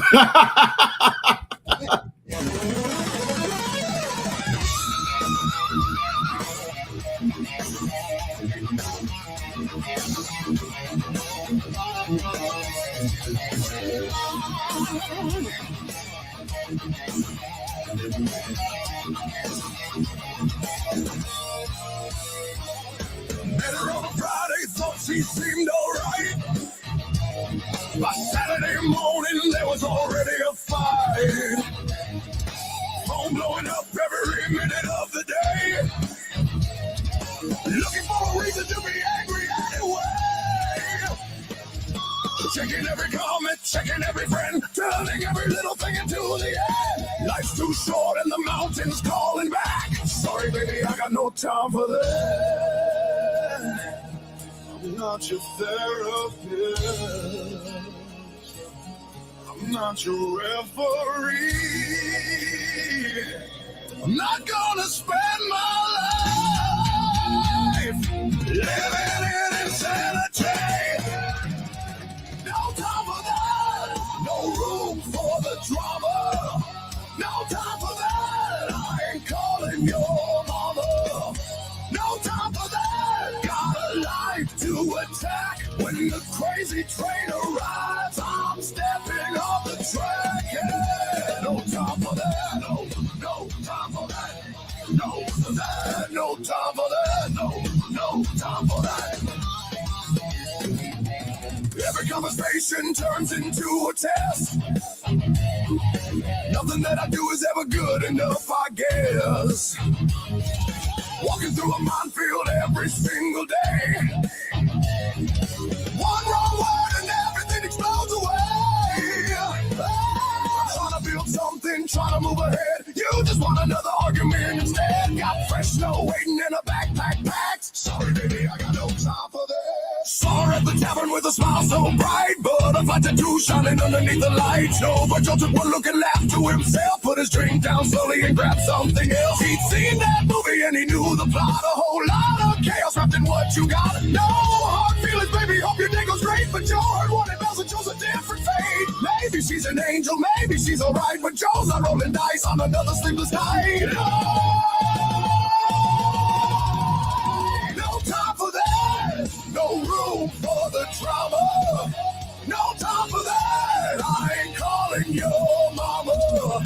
No time for that. Got a life to attack. When the crazy train arrives, I'm stepping off the track. No time for that. No time for that.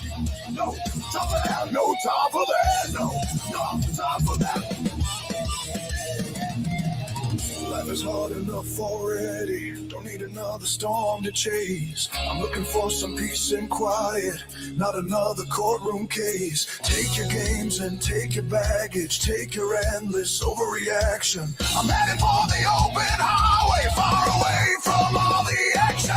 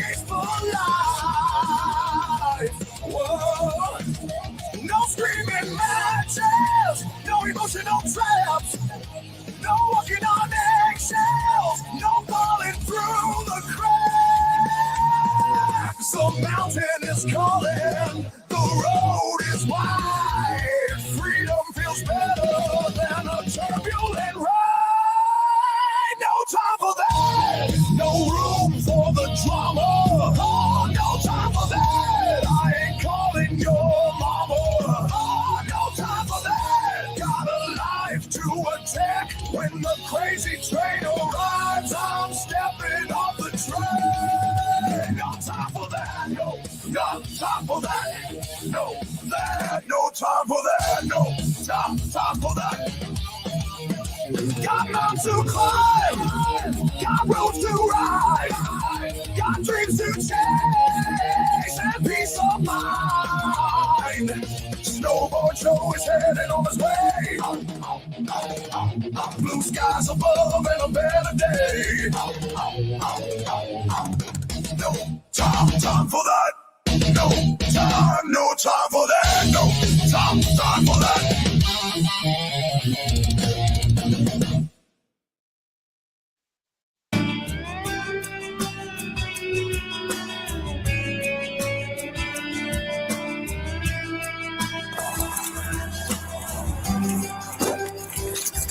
So we'll do like a police video or so, but I really wanted to focus on sales on this one. So I'm going to clip the hell out of this video, and we're going to do this once a month.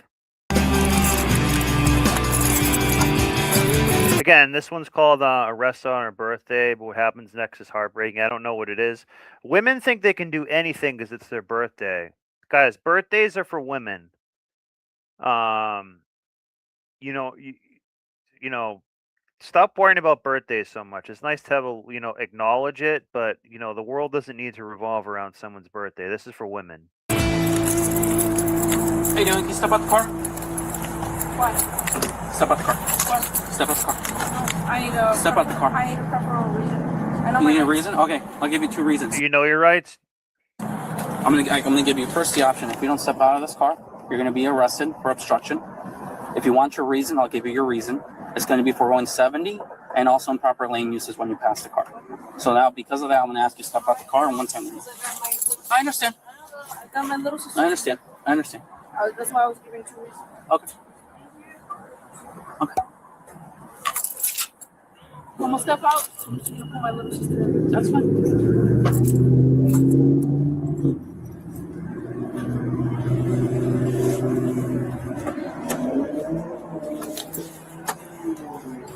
Again, people love these trucks here, and they finance that.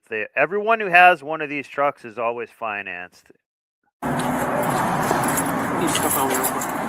Is there a reason why you're driving the way you are? I was just trying to get my little sister. It's my birthday Oh, she looks like a little bit of a lesbian. today. Are you trying to get yourself It's her birthday today. Okay, just let her go, guys. killed on your birthday? No, I'm not. Okay.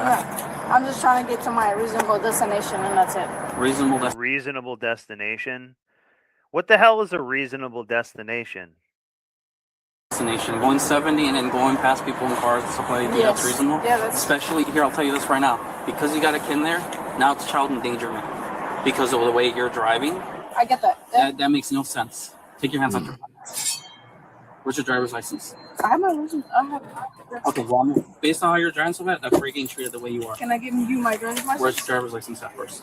It's in my truck. Okay, go ahead. Can I have a bike? Can I grab a bike here? This lesbian chick doesn't have a driver's license. She has a DL. She belongs to the streets. All right, here. Don't get up. Sit down, okay? Don't get up. And C-Grip, that Omni TMX guy is good at digital imagery. He helps me with some like small tech things now and then.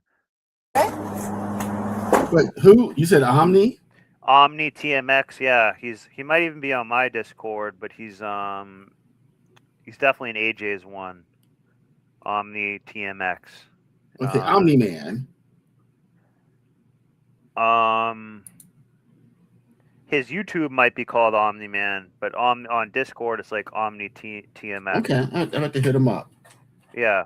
I can send you his friend request link in the Discord, but he helps me with some like small like tech things because I'm not very tech savvy, but he'll show you how to he can help you do something like that.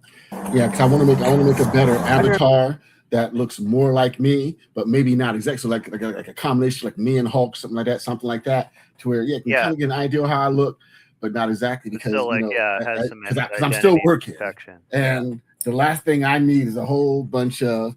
I know sometimes I say things that aren't too popular. Yeah, no, I hear you. One of my like best customers today, this like kind of like a woman who's like a upper class feminist. She's like, oh, like, can I have your YouTube thing? And I told her it, but it's gonna be like just me calling women hoes and stuff. I kind of hope that she kind of like forgot about it, to be honest with you.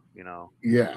Like I said, me calling like she's a dog, like shit like that. That's not great. So I didn't want male. I've given it to some male customers. Like, oh, this is awesome. They ended up watching like 10 videos or something. But I am gonna actually lighten it up and not make it seem like I'm being attacking females and stuff as much, because I think that's kind of hurting things a little bit more than hell. Like, I don't want the imagery to seem that way so much. Look, I'm still gonna say they're a dog and stuff, though. But I can see how that would piss somebody off, Like, and I'm willing to take that risk. Company. I'm willing to take that risk a little bit, but not when it's a really good tree customer and we have a good relationship. Like I kind of regret. I just hope really she doesn't look. She's not. I don't think she would. No, but like I said, for me personally, I have my opinions on what I think is going to happen in the market and the economy. Yeah. And I really do want to, kind of hedge my bets and maybe work for another 2 to 5 years, because I think what's going to happen, at least in the short term, is going to happen within the next 2 to 5 years. And, my personal opinion is it's better to have a job when the rug is pulled out from underneath you than not. And so these are things. I mean, I'm working on a few other things, but yeah, I want to make sure that when I do say I'm done, I want to make sure I'm done. Like I don't want to have to walk back over that bridge. Yeah. Do you have the insurance on the car? I do. You can go ahead and grab that for 2. It's in my car. It has on the app. It has the Progressive. Yeah, the best thing she can do is shut up because she's getting arrested. There's literally nothing she can do to not get arrested. She was going like 70 and a 30 with a kid in the car. Looks like she got a newer vehicle. She's like, it's my birthday. I can do whatever I want. Well, so the minute by the way the cop is acting, she did something like really stupid and dangerous. Yeah, she was apparently, I don't know how many miles over the speed limit she was going, but going in and out. That's why, I usually get into a lane and I think she's going 70 on a but this is like back road shit here. This is not off a highway. Like, you're doing 70 on a back road, that's probably like a 35 or 40, and cutting people off. Yeah, you should be in a lot of trouble. It is reckless. It is stupid. Yeah, and I see a lot of women that do that. They think just because they're surrounded by a few thousand pounds of steel that they're invincible. And sweetie, no, you're not. Yeah. Well, fiberglass and steel. Yeah. No, you're good, man. You're good. Is the Mustang in there? It's gone now.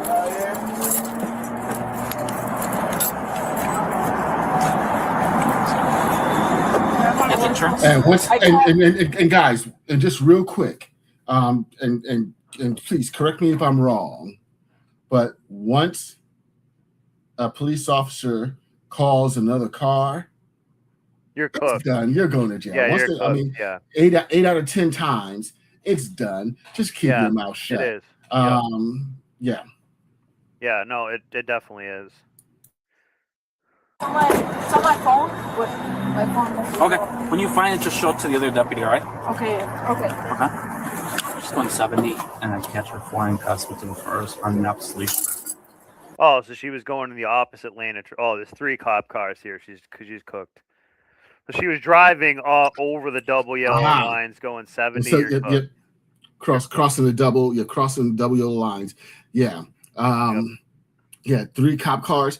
She's going to jail. I mean, there's no way around. I mean, there's a saying that goes, read the room.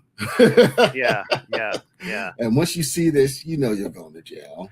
Sounds like she really crossed the line. Exactly. Yeah.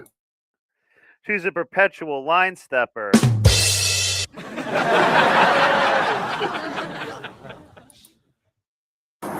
So long way drive.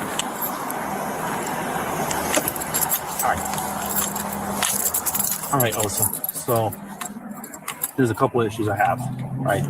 First of all, it's your speed. 7. Okay, not the end of the road. I get it. Your own speeds. 70 is a little excessive because it's a 40 area. Then you're driving on the wrong way. Yeah, exactly. That's what I thought it was in a 40 or 35. So that's like almost double the limit. And he went over the double yellow lines. Not passing one car, she probably passed like 3 of them, who were all probably going like 45 or like something reasonable. And you got your sister, right? Do you think that's appropriate? No, I agree with you. So let me ask you this. All right. Have you had anything to drink today? No. Do you know why I'm asking you this? Yes. Okay. Why do you think I'm asking? I don't know. The reason why Listen to that. She already incriminated herself there, basically. Yep. Listen to that, guys. And just FYI's, guys, cops, they ask you that question, and once Incriminate again, you. Yeah. Well, no, not to incriminate you, but to start the investigation. Them on body cam, and them trying to not only articulate their suspicion, but now that they're building a case to substantiate that suspicion. And so it's to get you talking and to get you. And so, yeah, this is to get you talking yourself into charges. And what does she say? And it's working, because the first thing she said, do you know why I asked you that question? Yeah, well, why? No. Yeah. They want to get you talking. Yeah. They're trained, they want you to do that. basically snitch on yourself. Exactly. Is ideally what it is, but she's just kind of stupid. Like that was actually pretty funny. No, I agree with you. So let me ask you this. All right. Have you had anything to drink today? No. Do you know why I'm asking you this? Yes. Okay. Why do you think I'm asking? I don't know.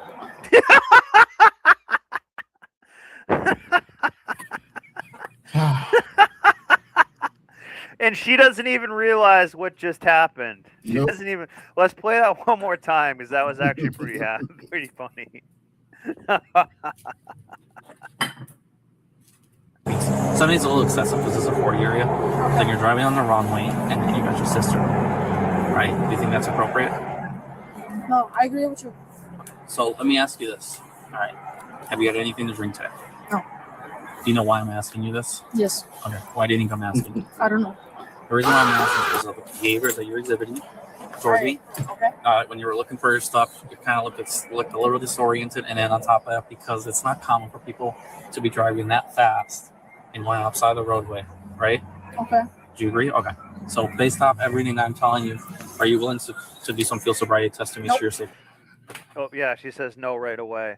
And guys, why does she have this like Chevy truck? It's as tall as she is. She's not putting anything in the back of it.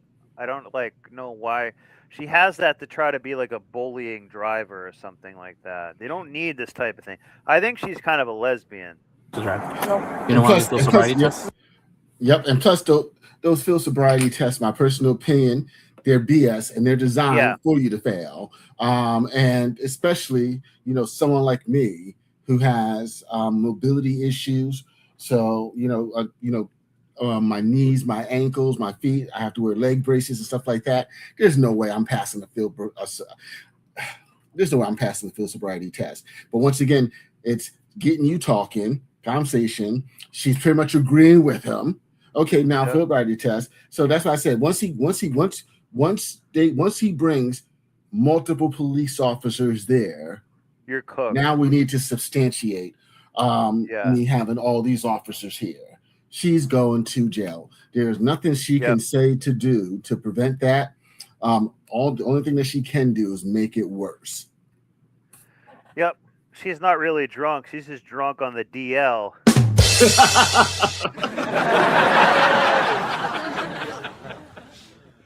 She's gonna love it in there in the prison because she likes eating box. Okay, that's fine. Okay. The video released to us resumes 5 minutes later, after a contentious discovery. Celsius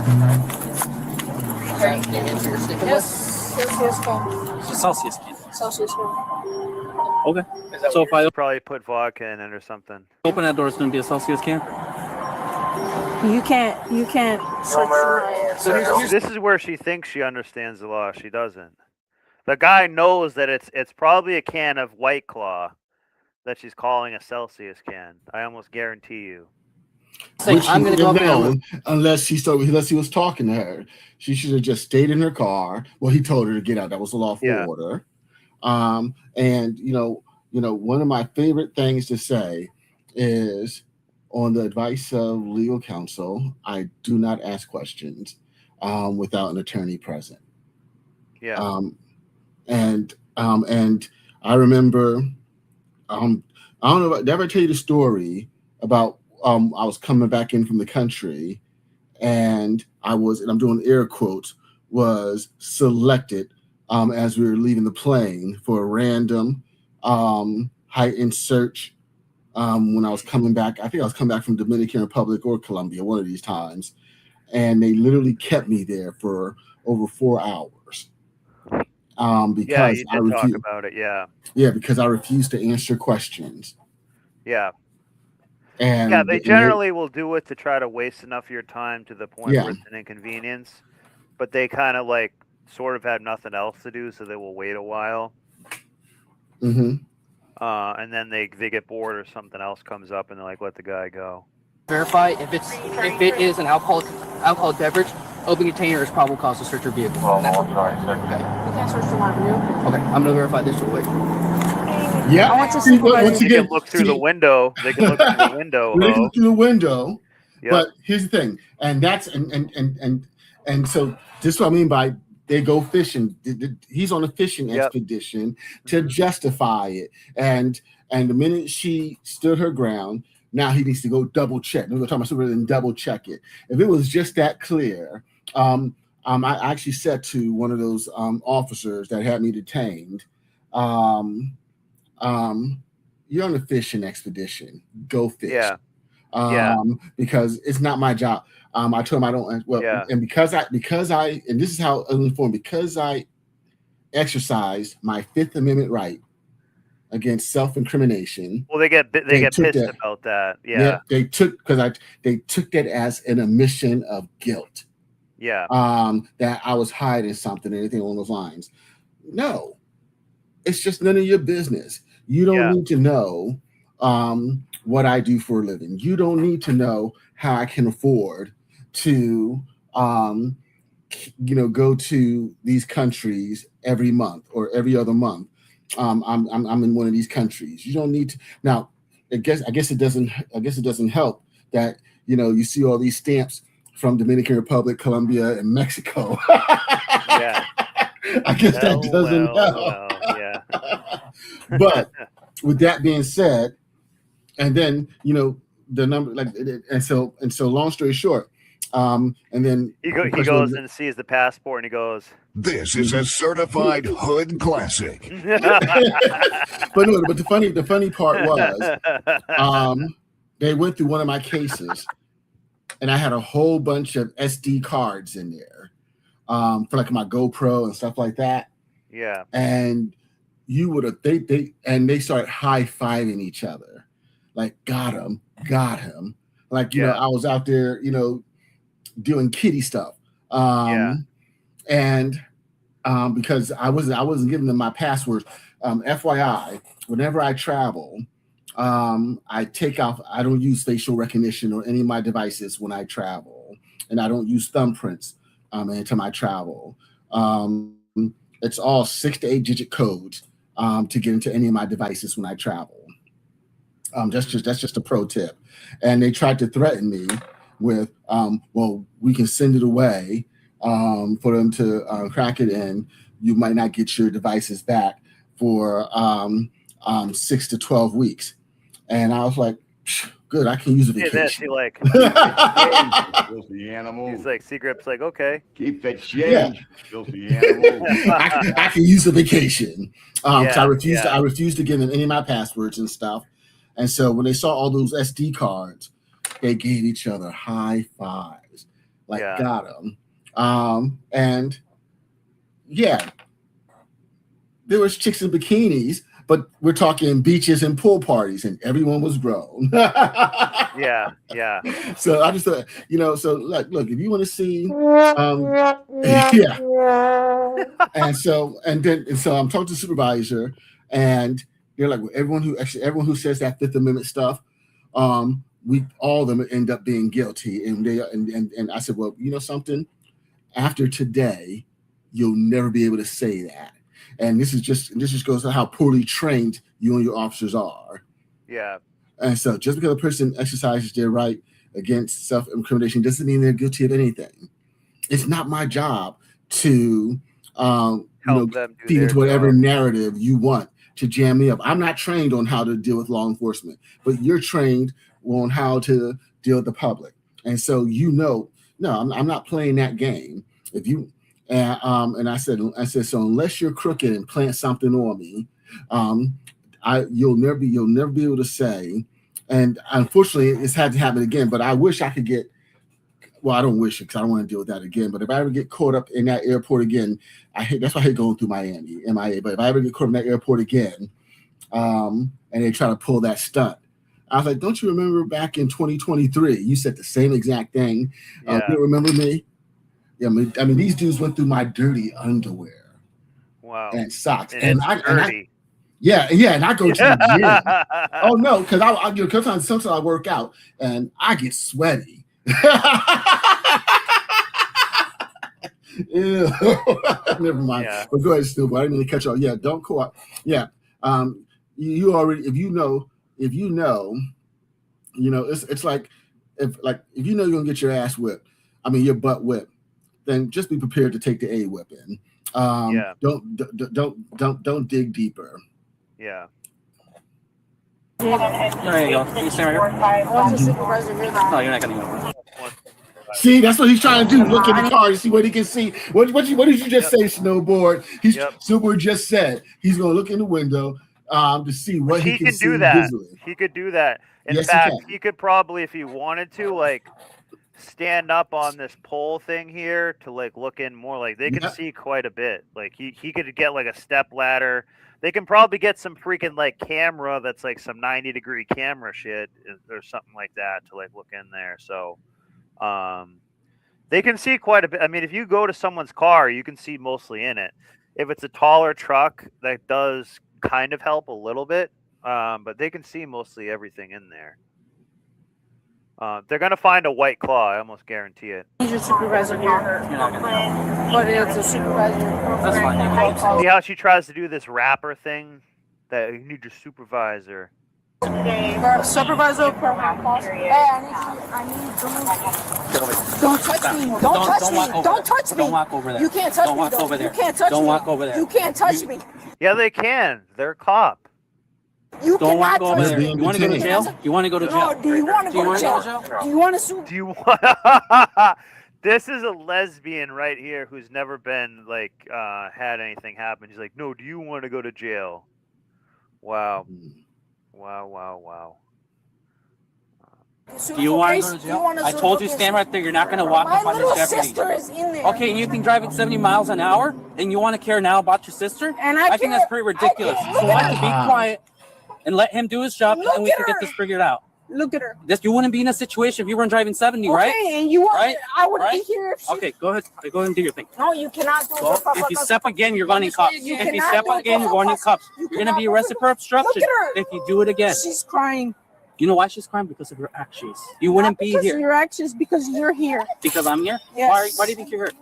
Why do you think you're pulled over? Shut Because up. I would have been Just home shut already. up. Going 70? Yes, I Driving would have been outside home rolling? already. I would have been. Here, give me my allowed to ticket so I can go. Yep. That's ridiculous. Give me That you my think that ticket you're so I at- can go. He's already home already. More looks like alcohol to me on the door. I think so. Okay, so smell alcohol. Okay. So Her mom is coming. her mom's coming? Her mom's coming. So that's why I'm saying, do not touch her. If I was gonna touch her? Why would I touch her? Guys, you shouldn't be drunk driving with a kid in there like that.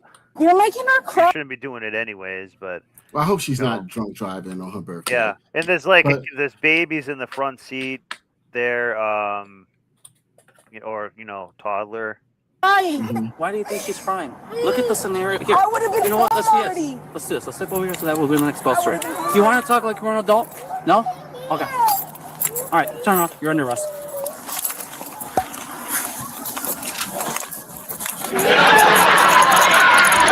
And like I said, we already knew that was coming. We already knew it was coming. Yep. We already knew. Liberal. You already told her that. You're okay. I'll be right back, okay? Just stay in the bus for me, okay? Sit down, sit down. I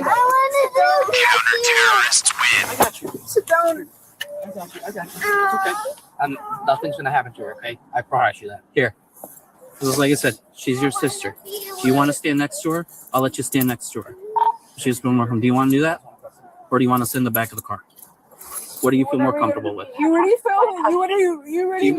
Can you say? Would she feel more comfortable if you're standing next to her? You already made You want to stand next? Go ahead and stand next to her. She's your sister. You already made her feel uncomfortable. Yeah. Yeah, no, you made her feel uncomfortable from your actions. So for what? Yeah, I'll explain to you what you're under arrest for. But I'll let you stand next to her so that way she She is kind of a little bit of a hood rat. feels more comfortable. I don't want to get. She'll come home You tonight. don't have a probable cause. Yeah, we do You because of the cannot alcohol. search my That's all vehicle. You cannot search my vehicle. That's fine. I know. I have rights. I have rights. What are your rights then? Can you tell me what they are? Can you tell me what those rights are? I don't remember asking you a goddamn thing. Search my vehicle. I want my mom. It's like an energy drink. I want my mom. Don't go in your pocket. Stop. My mom's coming. She don't fucking. Stop. Don't go in your pocket. Officer. We're giving you the 360 line standing to clear in the back of the squad. What about my sister, bro? Again, any woman who says bro is probably guilty and also just trash. I hate to say it, but anyone saying bro is kind of retarded. My sister, can we wait for my? Think about that. You're calling someone bro who's not your brother. Wait for my I'll wait for your sister. Can we wait for my stepmom? Right here, right here. You can have a seat in the car and I'll roll down the window. Can we wait for my stepmom? Yeah. Please. Can we wait for my stepmom? Can we wait for my What do you- stepmom? Yeah, I'm not gonna leave until your stepmom gets here.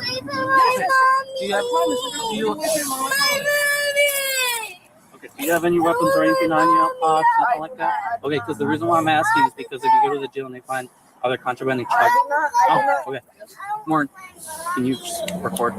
Yeah, so I gotta do the search. Should be recorded.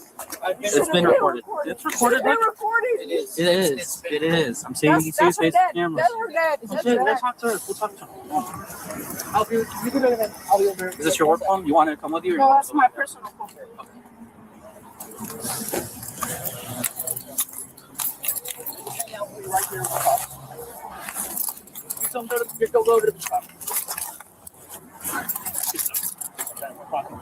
This one? No, she's got nothing. Again, guys, this will be the last video of the night, but I'm going to clip the beginning of this live stream. It was really good about, that sales mentality. I'll encourage you guys to go back and look at that and let it simmer.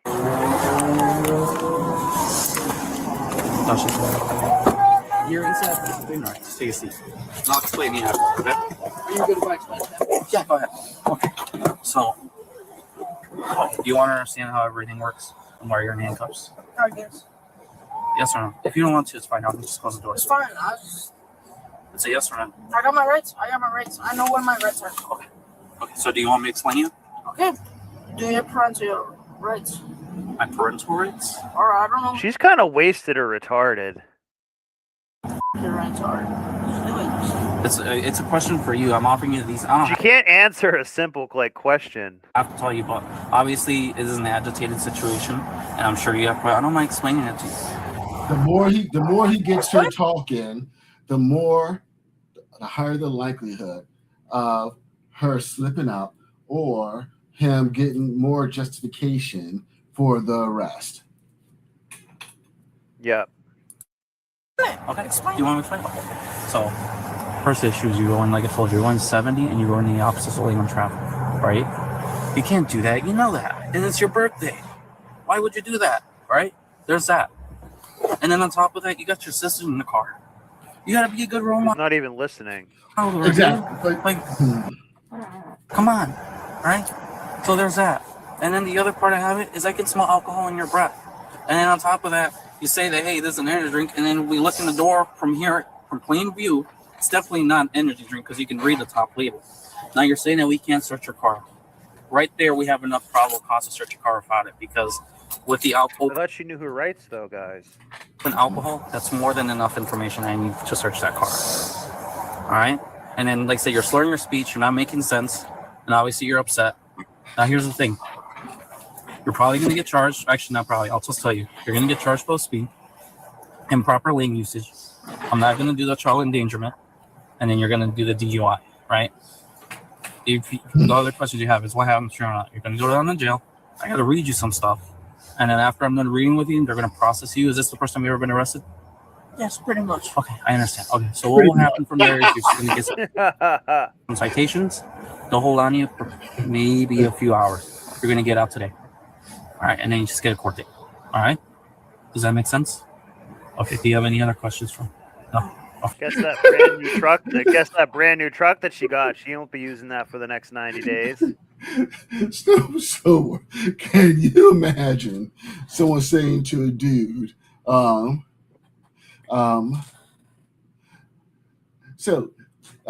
you know what they said to her? What? Why are you gay? I'm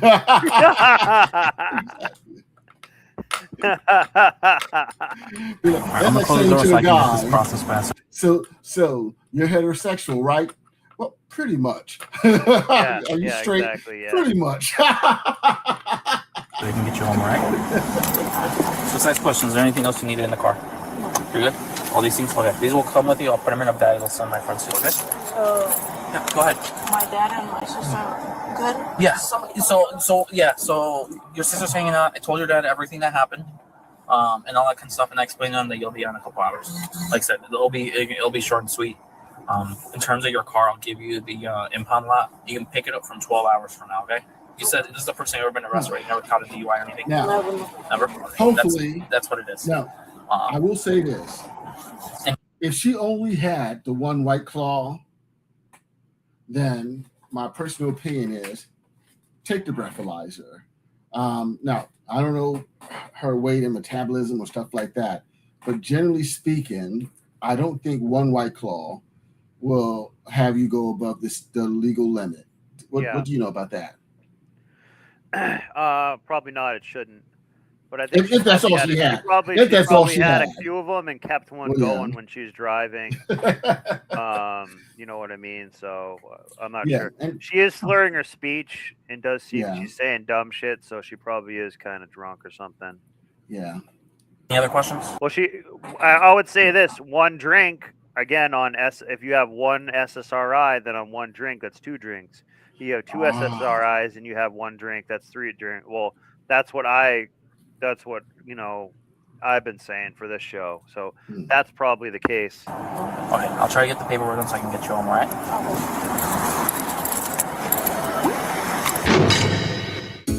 The suspect was aged 27 at the time of this arrest. She was charged with improper traffic lane usage as a petty offence, with the transportation or carry of liquid alcohol by a driver as a petty offence, and with a child restraint violation, also as a petty offence. She was charged with speeding 26. Which I think that means that she didn't have the baby strapped in a good seat, and probably had to be in the back seat of the truck. And I believe that's probably what that is. To 34 miles per hour over the limit as a Class B misdemeanor, and with resisting or obstructing a peace officer, firefighter, or correctional employee. Probably, and with driving under the influence of alcohol, both as Class A misdemeanors. Finally, and perhaps surprisingly, she was charged with the illegal possession of ammunition without a firearm owner's identification card. Whoa. Now she's cooked. A misdemeanor, and with the aggravated, unlawful use of a weapon as a Class 4 felony. Her next court date is a status of preliminary hearing on December the 17th, 2025. Now, all what do they you did was just the officers do the best they could, yeah. given the presence of the suspect's younger sister? Let us know in the comments below. And as always, really, really stupid. And so and so, guys, don't drive with don't drink and drive, but don't have it. Don't Even though it drive is fun, it is kind of fun. No, not this day and age. Yeah. But don't do it, and especially don't have an open container. You know, when I go to the liquor weapons store, in the car too. That's nug stuff. But here's the don't thing: have that. they shouldn't have that open container in the car. They wouldn't have had probable cause to search. Yeah. It shouldn't have that open container. Yep. Then they wouldn't have found the bullets in the car. So Exactly. But also, don't pass people going 70 and a 40 doing stupid shit. Well, No matter even if you're sober, don't do it. If you're driving 70 and someone's driving 40 into you, that's enough to kill everybody involved, basically. Yeah. So you just don't do it. So, okay, that's it for me, guys. I'm going to do a short one tonight, and I'm going to release some clips or go back and watch part of the live stream. It's actually, I think, one of the best live streams that I've done for on sales and stuff. Just fast forward through the first song. And I really think it had some good energy on this about it's not sales, but having that almost survival type mentality or something. So I will also clip it too. So have a great night, guys. I'm gonna go paddleboard or do something and get out in the sun a little bit more because it's so nice out. And I'm white and I like to swim and stuff. So all right, see you guys. Take it easy, brother. See ya. Thanks, guys.